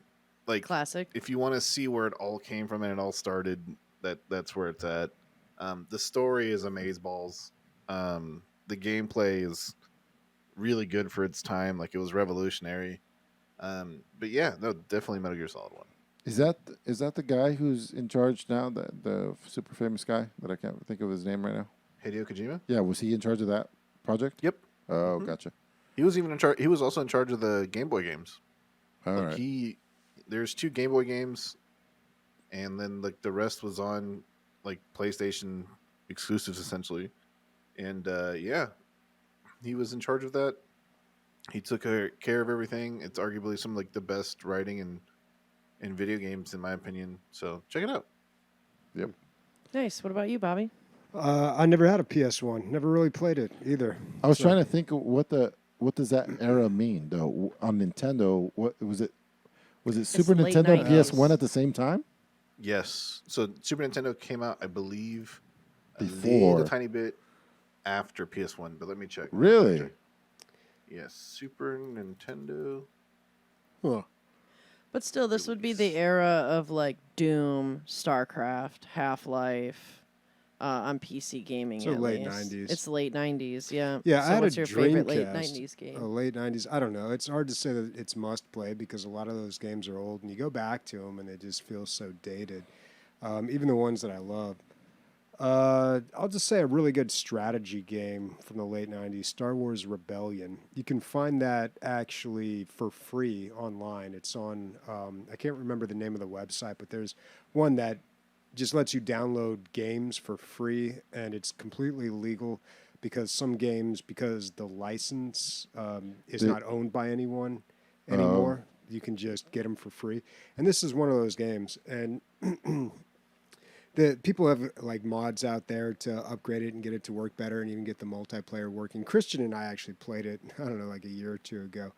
Had a good time with it, but God, I used to spend so many hours. It was an extremely long game. Even back in the day, I would play multiplayer with someone, and it was just like we'd play 4 hours, and then we'd say, okay, let's take a break, and like maybe a couple days later, we'd meet up again, set it up, and continue the same game. It was basically like playing Risk. It was just such a large game. But yeah, Star Wars Rebellion.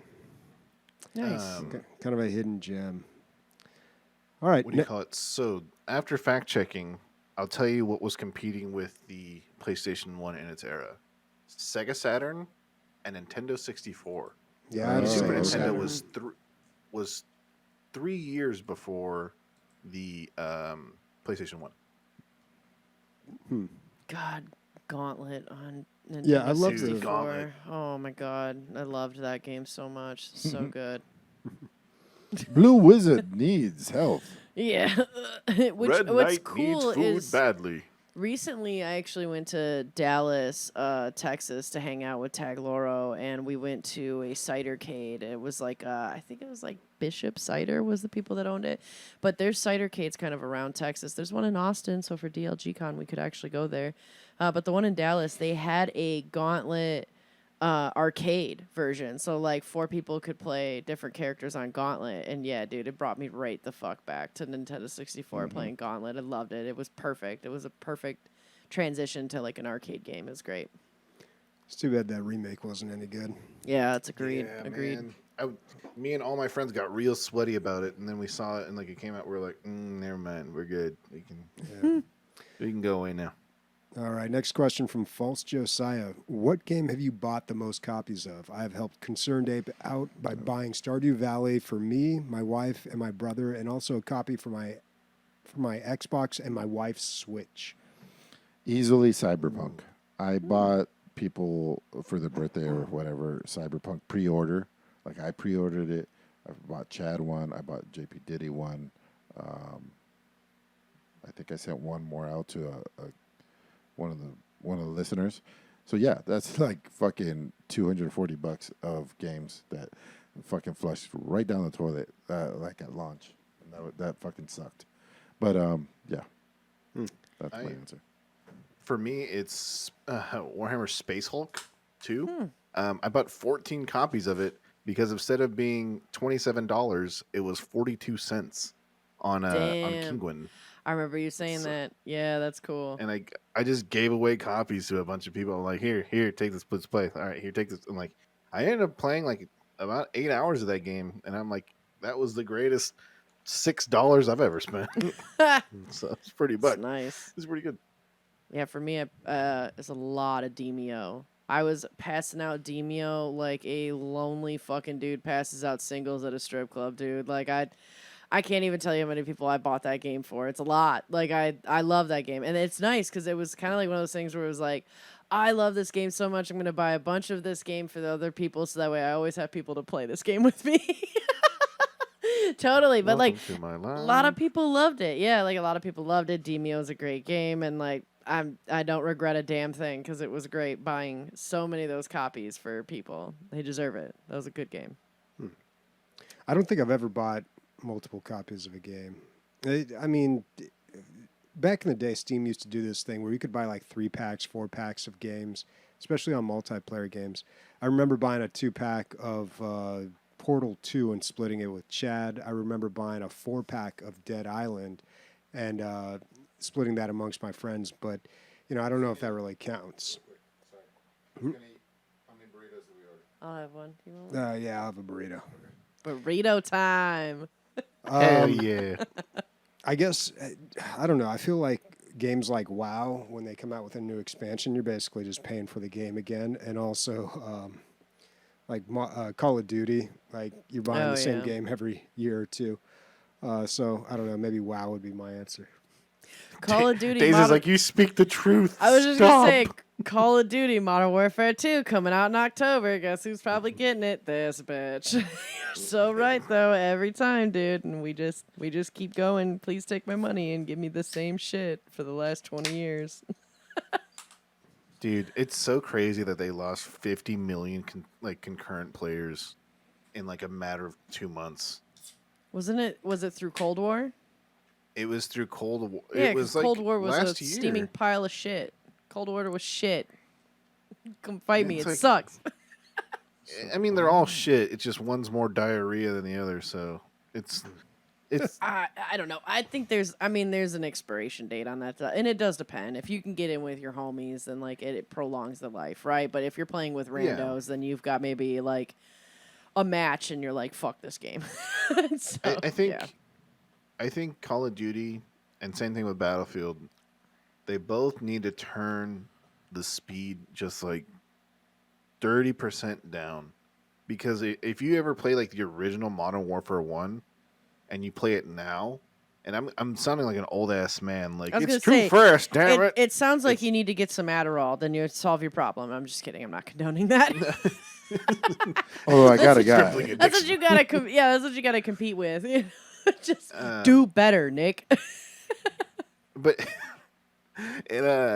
it like I've played those games like since I was a wee lad, since 3, and I can still play them, and I do really well still. You've been playing Call of Duty since you were 3 years old. No, since I meant to say like I think no since Call no of I meant Duty Oh, Call of 3. Duty as 3. in I was Call like, of Duty 3. I don't need Sniper here to call bullshit on that.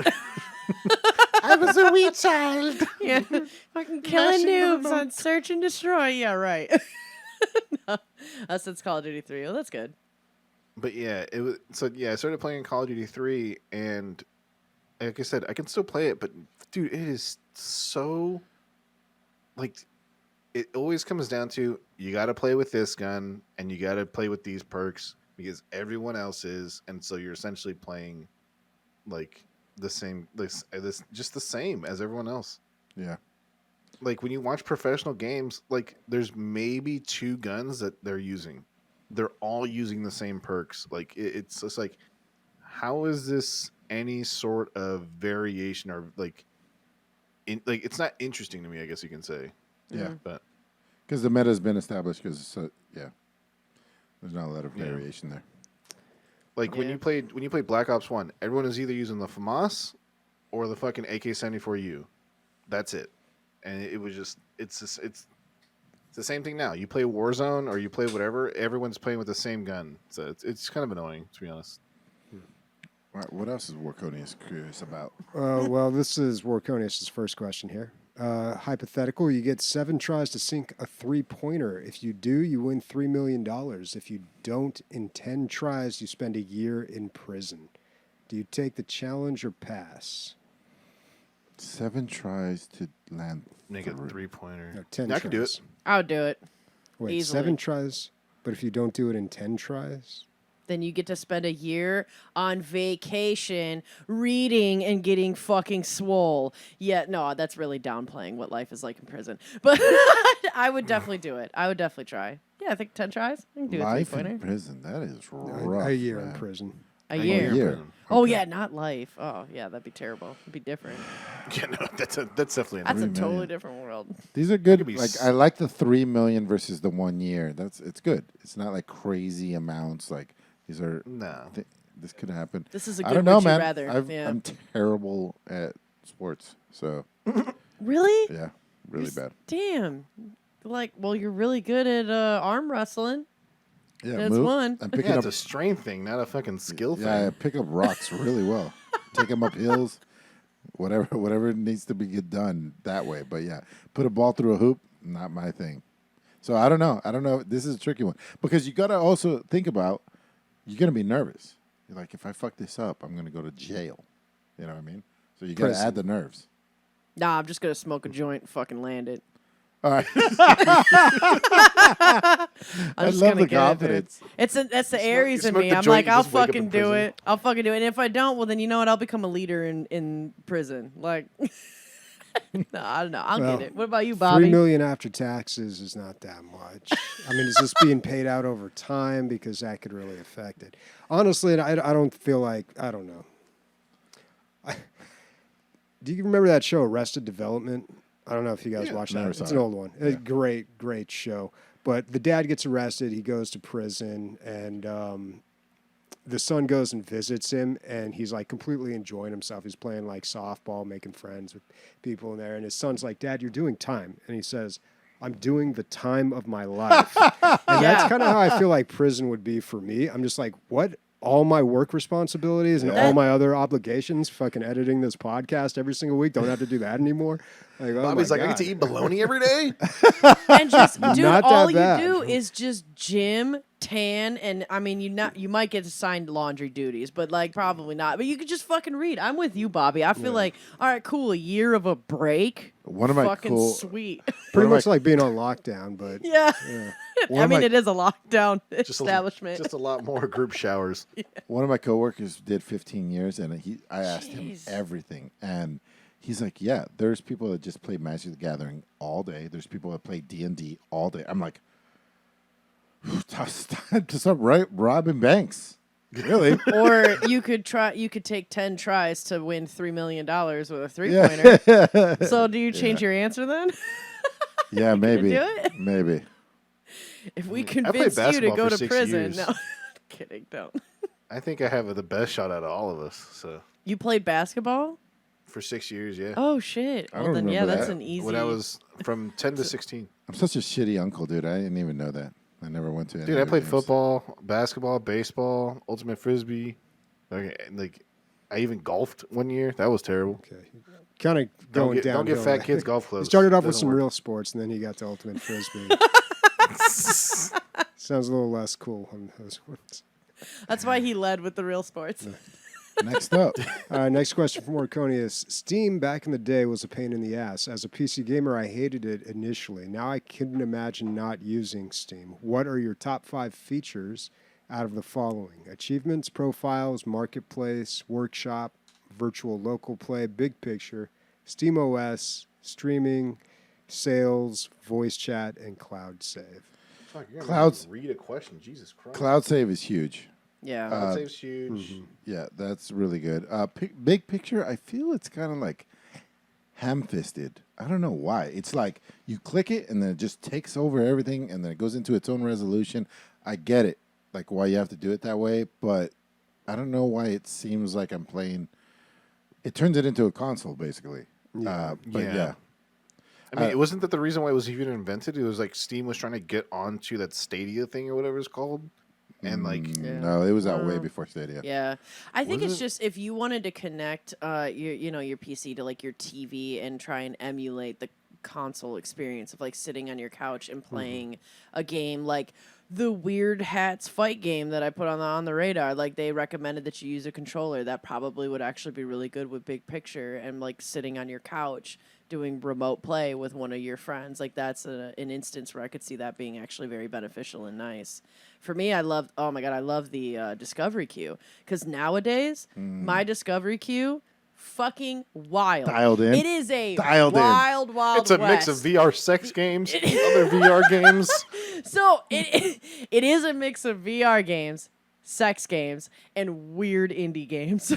And I am the That's how you happiest found that about last it. one that you That's how I just- found that Garden of Pleasure, Yeah. dude, because it was like, hey, you like the tales Wacky and shit? treasures of Nadia? You like weird shit, like bag inside of a bag of milk, inside of a bag, whatever the long fucking run of this. Here, try the Pleasure Garden, and I was like, wow, this is incredible.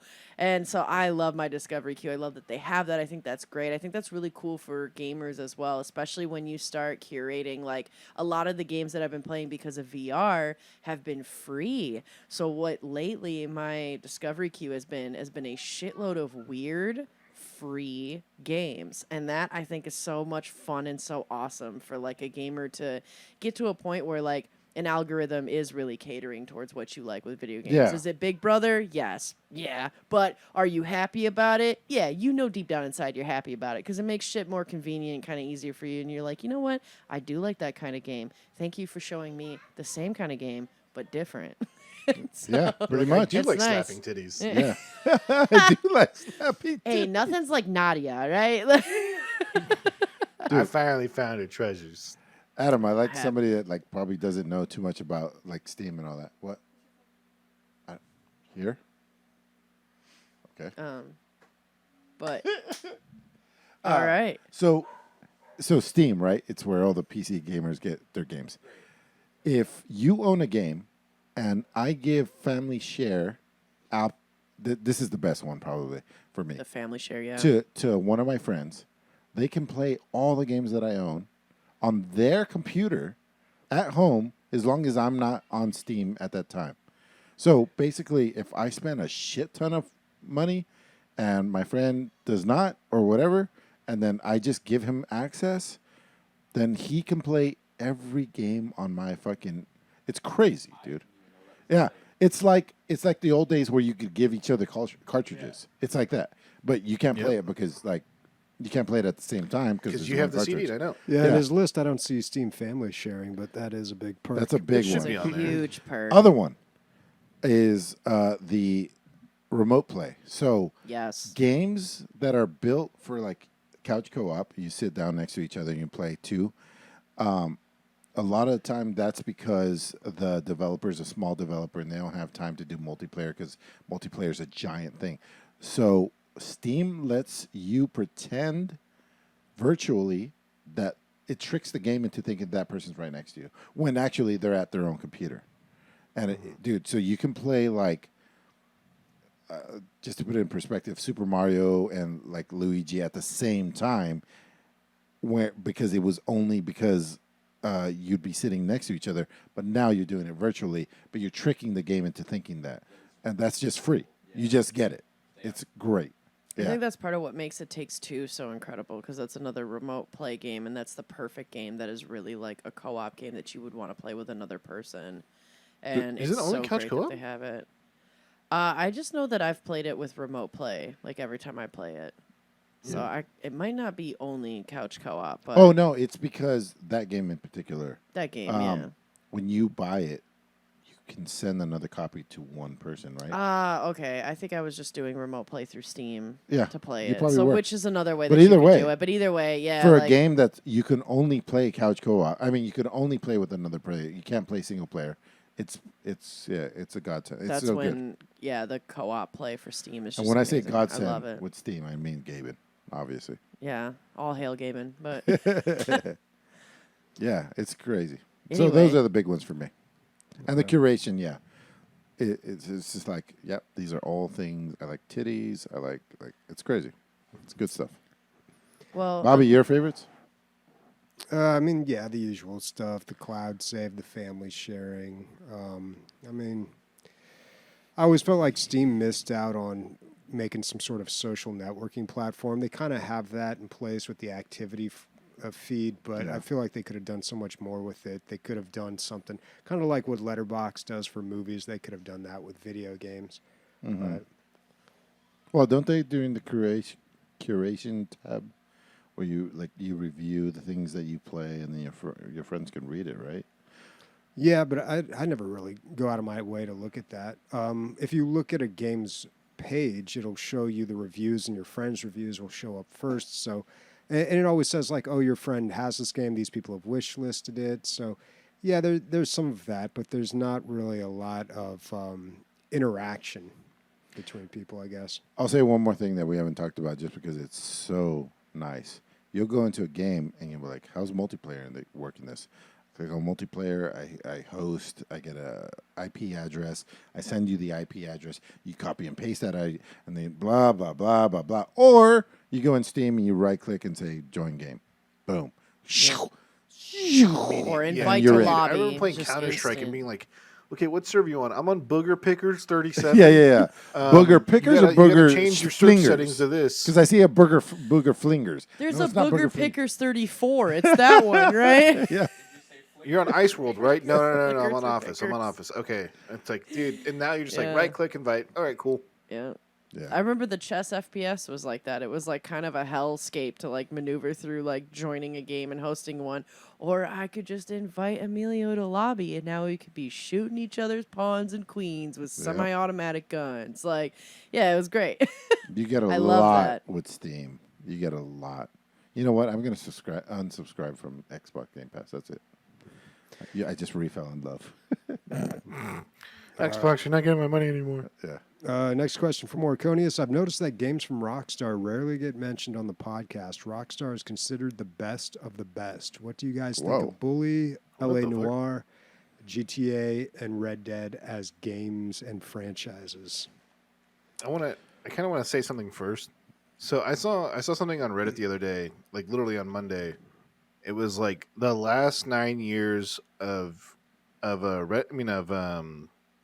Rockstar, and then the 9 years before that, and it's like Rockstar released all these DLCs, like 3 GTAs and all this other stuff in a matter of 9 years. A matter of 9 years, and then the previous 9 years that we're currently experiencing now with like GTA 5 or whatever the fuck, it's just been GTA 5. And that's like GTA in general. Like Red Dead is an amazing game, but I think they're losing steam, to be honest. Like everyone is like, cool, another third person, whatever the fuck. And they're having to innovate so much that it's taking so long to come out with a new game. And they realize now that they can just get money by re-releasing shit or just like They're chasing the just money, right? They're chasing And so, that and money. GTA Online blew up unexpectedly because people started role fucking playing. role playing. Yeah. People started role playing it. I love it. And then they're like, oh, there's actually, let's reinvest into what we already have going and make more money that way. So they started putting in more assets and selling those assets. And the RPG people fucking bought that shit up. And they were making way more money than fucking how much work goes into a GTA game, dude. dude, So much. So much. When GTA 6 fucking crash lands, they're going to sell a zillion copies again. Oh, yeah. And it's going to be insane all over again. But you can't blame them for Following the money. following the money. Yeah. yeah. They're a big AAA company that This is is like going to do Blizzard. that. Well, I was going to say, to me, it almost is having what I would call like the Bethesda effect, which is kind of falling short of its own expectation that it created, right? So, Yep. like, even Bethesda was kind of that big, enormous pillar that everybody would talk about, and lately it's kind of like the expectations for what it should be is exceeding what they can handle, right? Yeah. And so like Rockstar is kind of similar in that way with some of the stuff they've created, but they've always been their own thing. Like I still don't feel like it's fair to compare them truly to Bethesda. I just think that it's like they have Sorry, fallen you're saying short. Bethesda? Bethesda or Bethesda? It's Bethesda. Okay. You're the new Ray. We just can't say Bethesda. But no, he was He was Bethesda. Yeah, all right. You know what? Blame it on the fucking Midwest accent. All right, okay, there, bud. All right, okay, it's Bethesda. Bethesda, don't It's you know? Bethesda. Okay, no. Anyway, Your uncle, he works down there at Bethesda. okay. Well, we're not even talking about Bethesda. I'm gonna still call it that. Well, we're talking about Rockstar, but yeah. You're saying Tuesday or Thursday? Seeing Tuesday. Dude, my dad has been in this country for over 42 years. Still cannot say Tuesday and Thursday differently, dude. Oh, I no. love him to death. But he's like, it's on Tuesday. I'm like, all right, Dad. Tuesday or Thursday? And he's just like, Tuesday. I'm like, God damn it, this ain't gonna work. Yeah, but I do feel like with Rockstar, like it's just it was considered the best of the best for the longest time, but it's fallen short and it's just been kind of fallen to the wayside and just in the background, compared to a bunch of other things. But But still also making money for hand over fist. yeah, but I do like In I their own know ways. from experience that like the role playing world is insane in these games. Like Dude. it is a whole thing, dude. Like sometimes I really miss going back and just being like a cute, friendly fucking Canadian in Grand Theft Auto 5's like online play, or Red Dead Redemption. I did some of the role playing with Red Dead Redemption too, where I was just like an absolute fucking hobo, just like floating to different places, trying to get myself like caught, so that way I could fuck with people trying to steal me, which was very fun. So it's such a blast, but it's a whole thing. Like, it's crazy because I remember with Grand Theft Auto 5, like, to get into a role playing server that wasn't even a big one. It wasn't No Pixel. It was like one of the smaller tier ones. Like, you have to apply. You have to send in somewhat of a resume. You have to actually get vetted, and like your story has to be on point. You have to prove that you actually know how to maneuver through the world and play the game to a point where they can throw a shitload of assets and different things at you, and you'll be able to do it because you're not figuring out like how to drive and how to start a quest. Like, you have to be good at the game and then come back and add on, because they have all kinds of things that you're going to have to play. Like, if you are role playing a weed dealer, you're going to have to know in their modded version of Grand Theft Auto how to grow marijuana, package it, because you will be doing that, and then like selling little baggies to people on the street. Like, it's a whole nother world. So it's still thriving. It's doing really well. I'm still a part of those Discords, and like people are like, there's people role-playing a rapper in Grand Theft Auto 4 and are making YouTube music videos of their rapping from the point of their character. Like, it's a whole different world that is still very, very much alive and very much thriving. It's just we haven't been talking about it or fixated on it because in terms of the normal standard of developing a game, coding it, creating it, you know, releasing it and then everybody playing it in its semi-vanilla stance, like, that's just not the direction that I think Rockstar has really been going in lately with games, specifically like Grand Theft Auto and Red Dead Redemption, because the online and the role-playing community has really, in my opinion, taken those games over, and like that's where a lot of the focus is. I feel kind of bad too. Just straight up with the games. I think Ray got us, me and Bobby, a copy of Red Dead 2 each. And I like played it for like 2 hours, and I was like, "You didn't play it? I might have played it. You definitely played it, dude. And not on Steam because they had their own launcher. Yeah, didn't they get rid of their launcher too? Yeah, they got rid of the launcher. Yeah, I think no. I remember he had 2 codes. I'm pretty sure he gave it to someone else. Maybe Chi got it or something. But yeah, I mean, I knew I wasn't really going to enjoy Red Dead Redemption. I actually really enjoyed Max Payne. I like that Max Payne 3, but I didn't play a lot of the GTA games, like just those sandbox kind of games. I played a lot of the old GTAs, especially GTA 2. But I could have sworn you played through GTA 5, no? Not through it, no. Okay. I played a couple hours of it. Yeah. But yeah, I don't know. But I like I like that Rockstar has the decency to release a game only when they're ready to release one. They don't just pump one out every year or two like Activision or Ubisoft. Yep. And the games that they do release, they allow modding, which gives them a much longer life and allows people to do things, do things with them. And that's really when you get the lifespan out of a game. So even though it has been nine years since GTA 5 released, I don't know if that's accurate.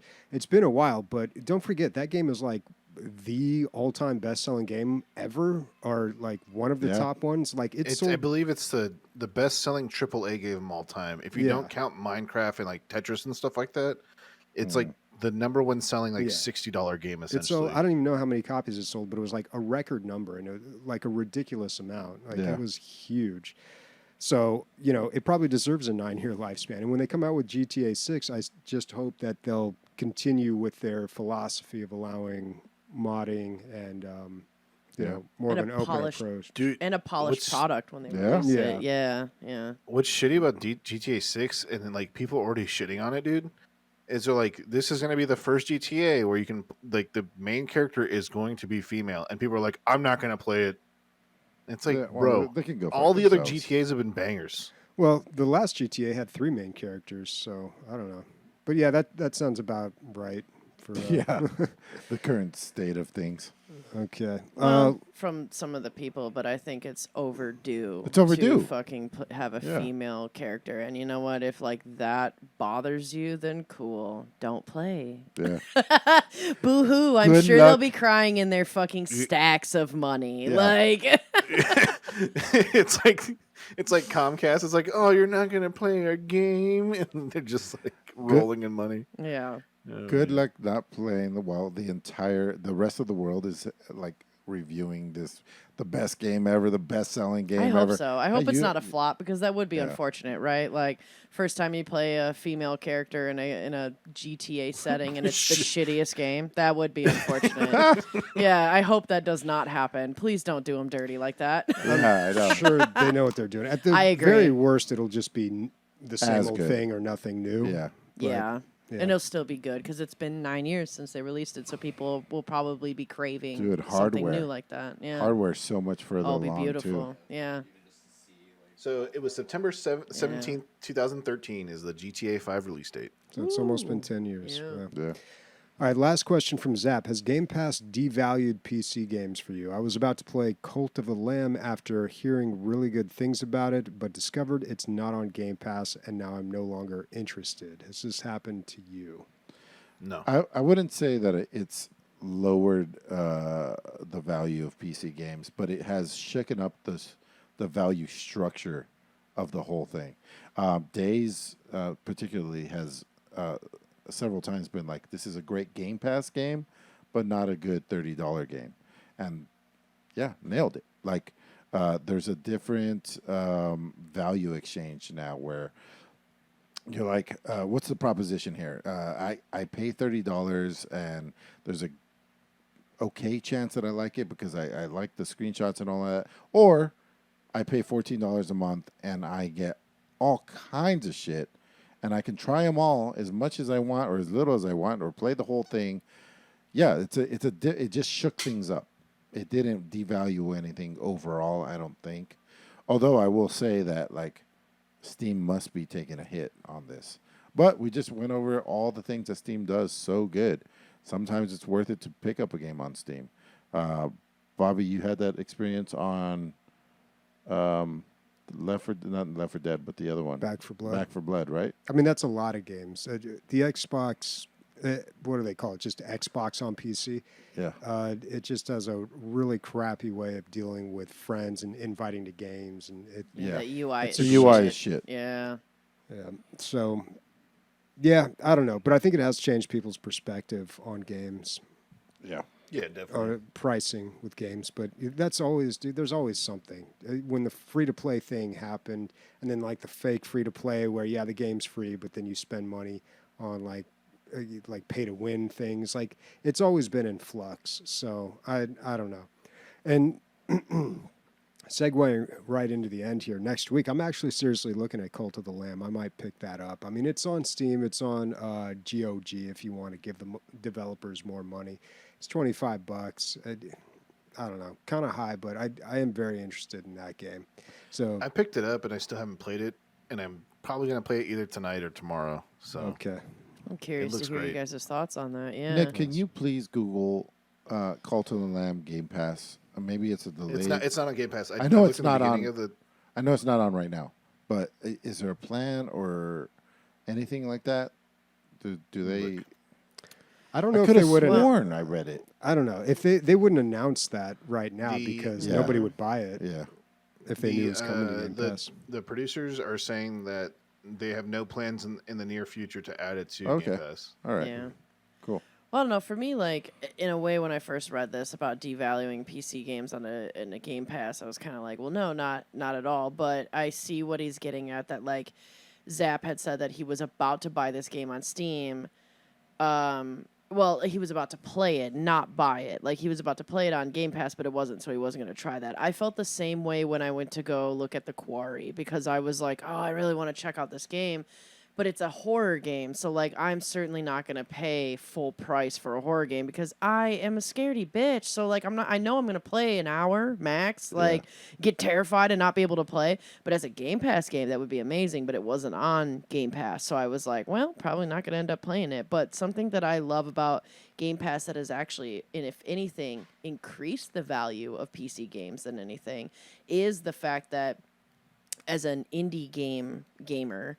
there are so many games that would have never been on my radar or I would have never played or even gotten if they weren't on Game Pass. Like, I think there's a game called, I want to say, Blue Memoir, or like As Dusk Falls was another one as well, where I would have never tried them on Steam, but I tried them on Game Pass and they were great. And then some games like Wasteland 3 and Weird West, I played them first on Game Pass and was like, these games are so fucking great that they deserve my money and I want to have them for forever. So then I went onto Steam and bought them because I want the achievements, I want the hours, I want the things that are on there. So it almost increased the value actually by being on Game Pass, because Game Pass was the introduction to the game, and certain ones where I was just like, no, I want this game permanently in my Steam library, it caused me to actually buy it, even though I knew that it would be kind of silly to have doubled up. But it's like, you know, I don't know if I'll have Game Pass for forever, whereas I want this game for forever, especially with like Wasteland 3 and Weird West. I have both of them on Game Pass and Steam,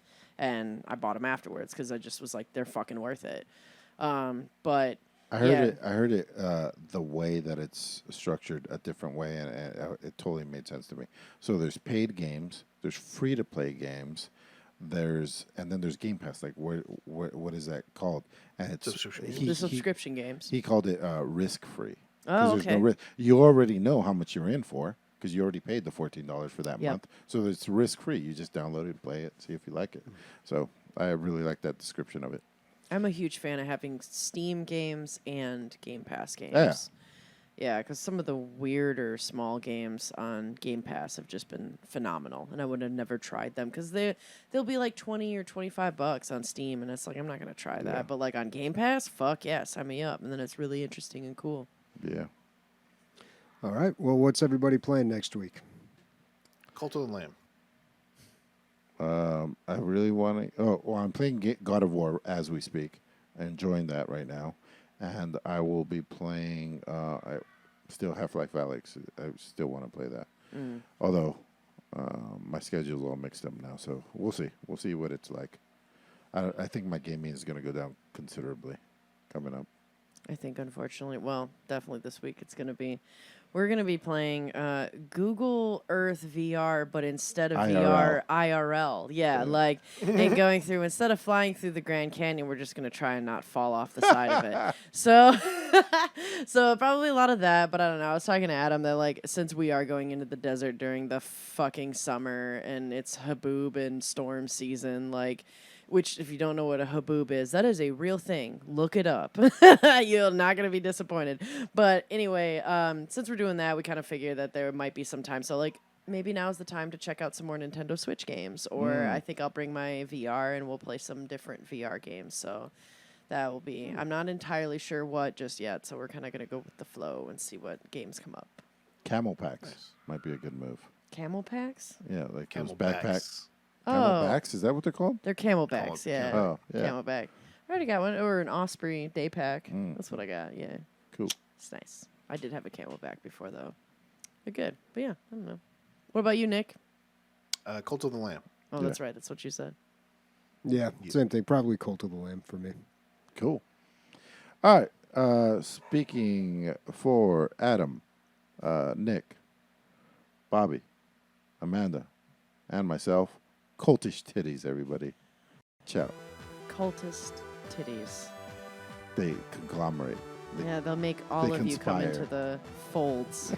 I like how we never introduced Adam, and yet you constantly refer to him during the show.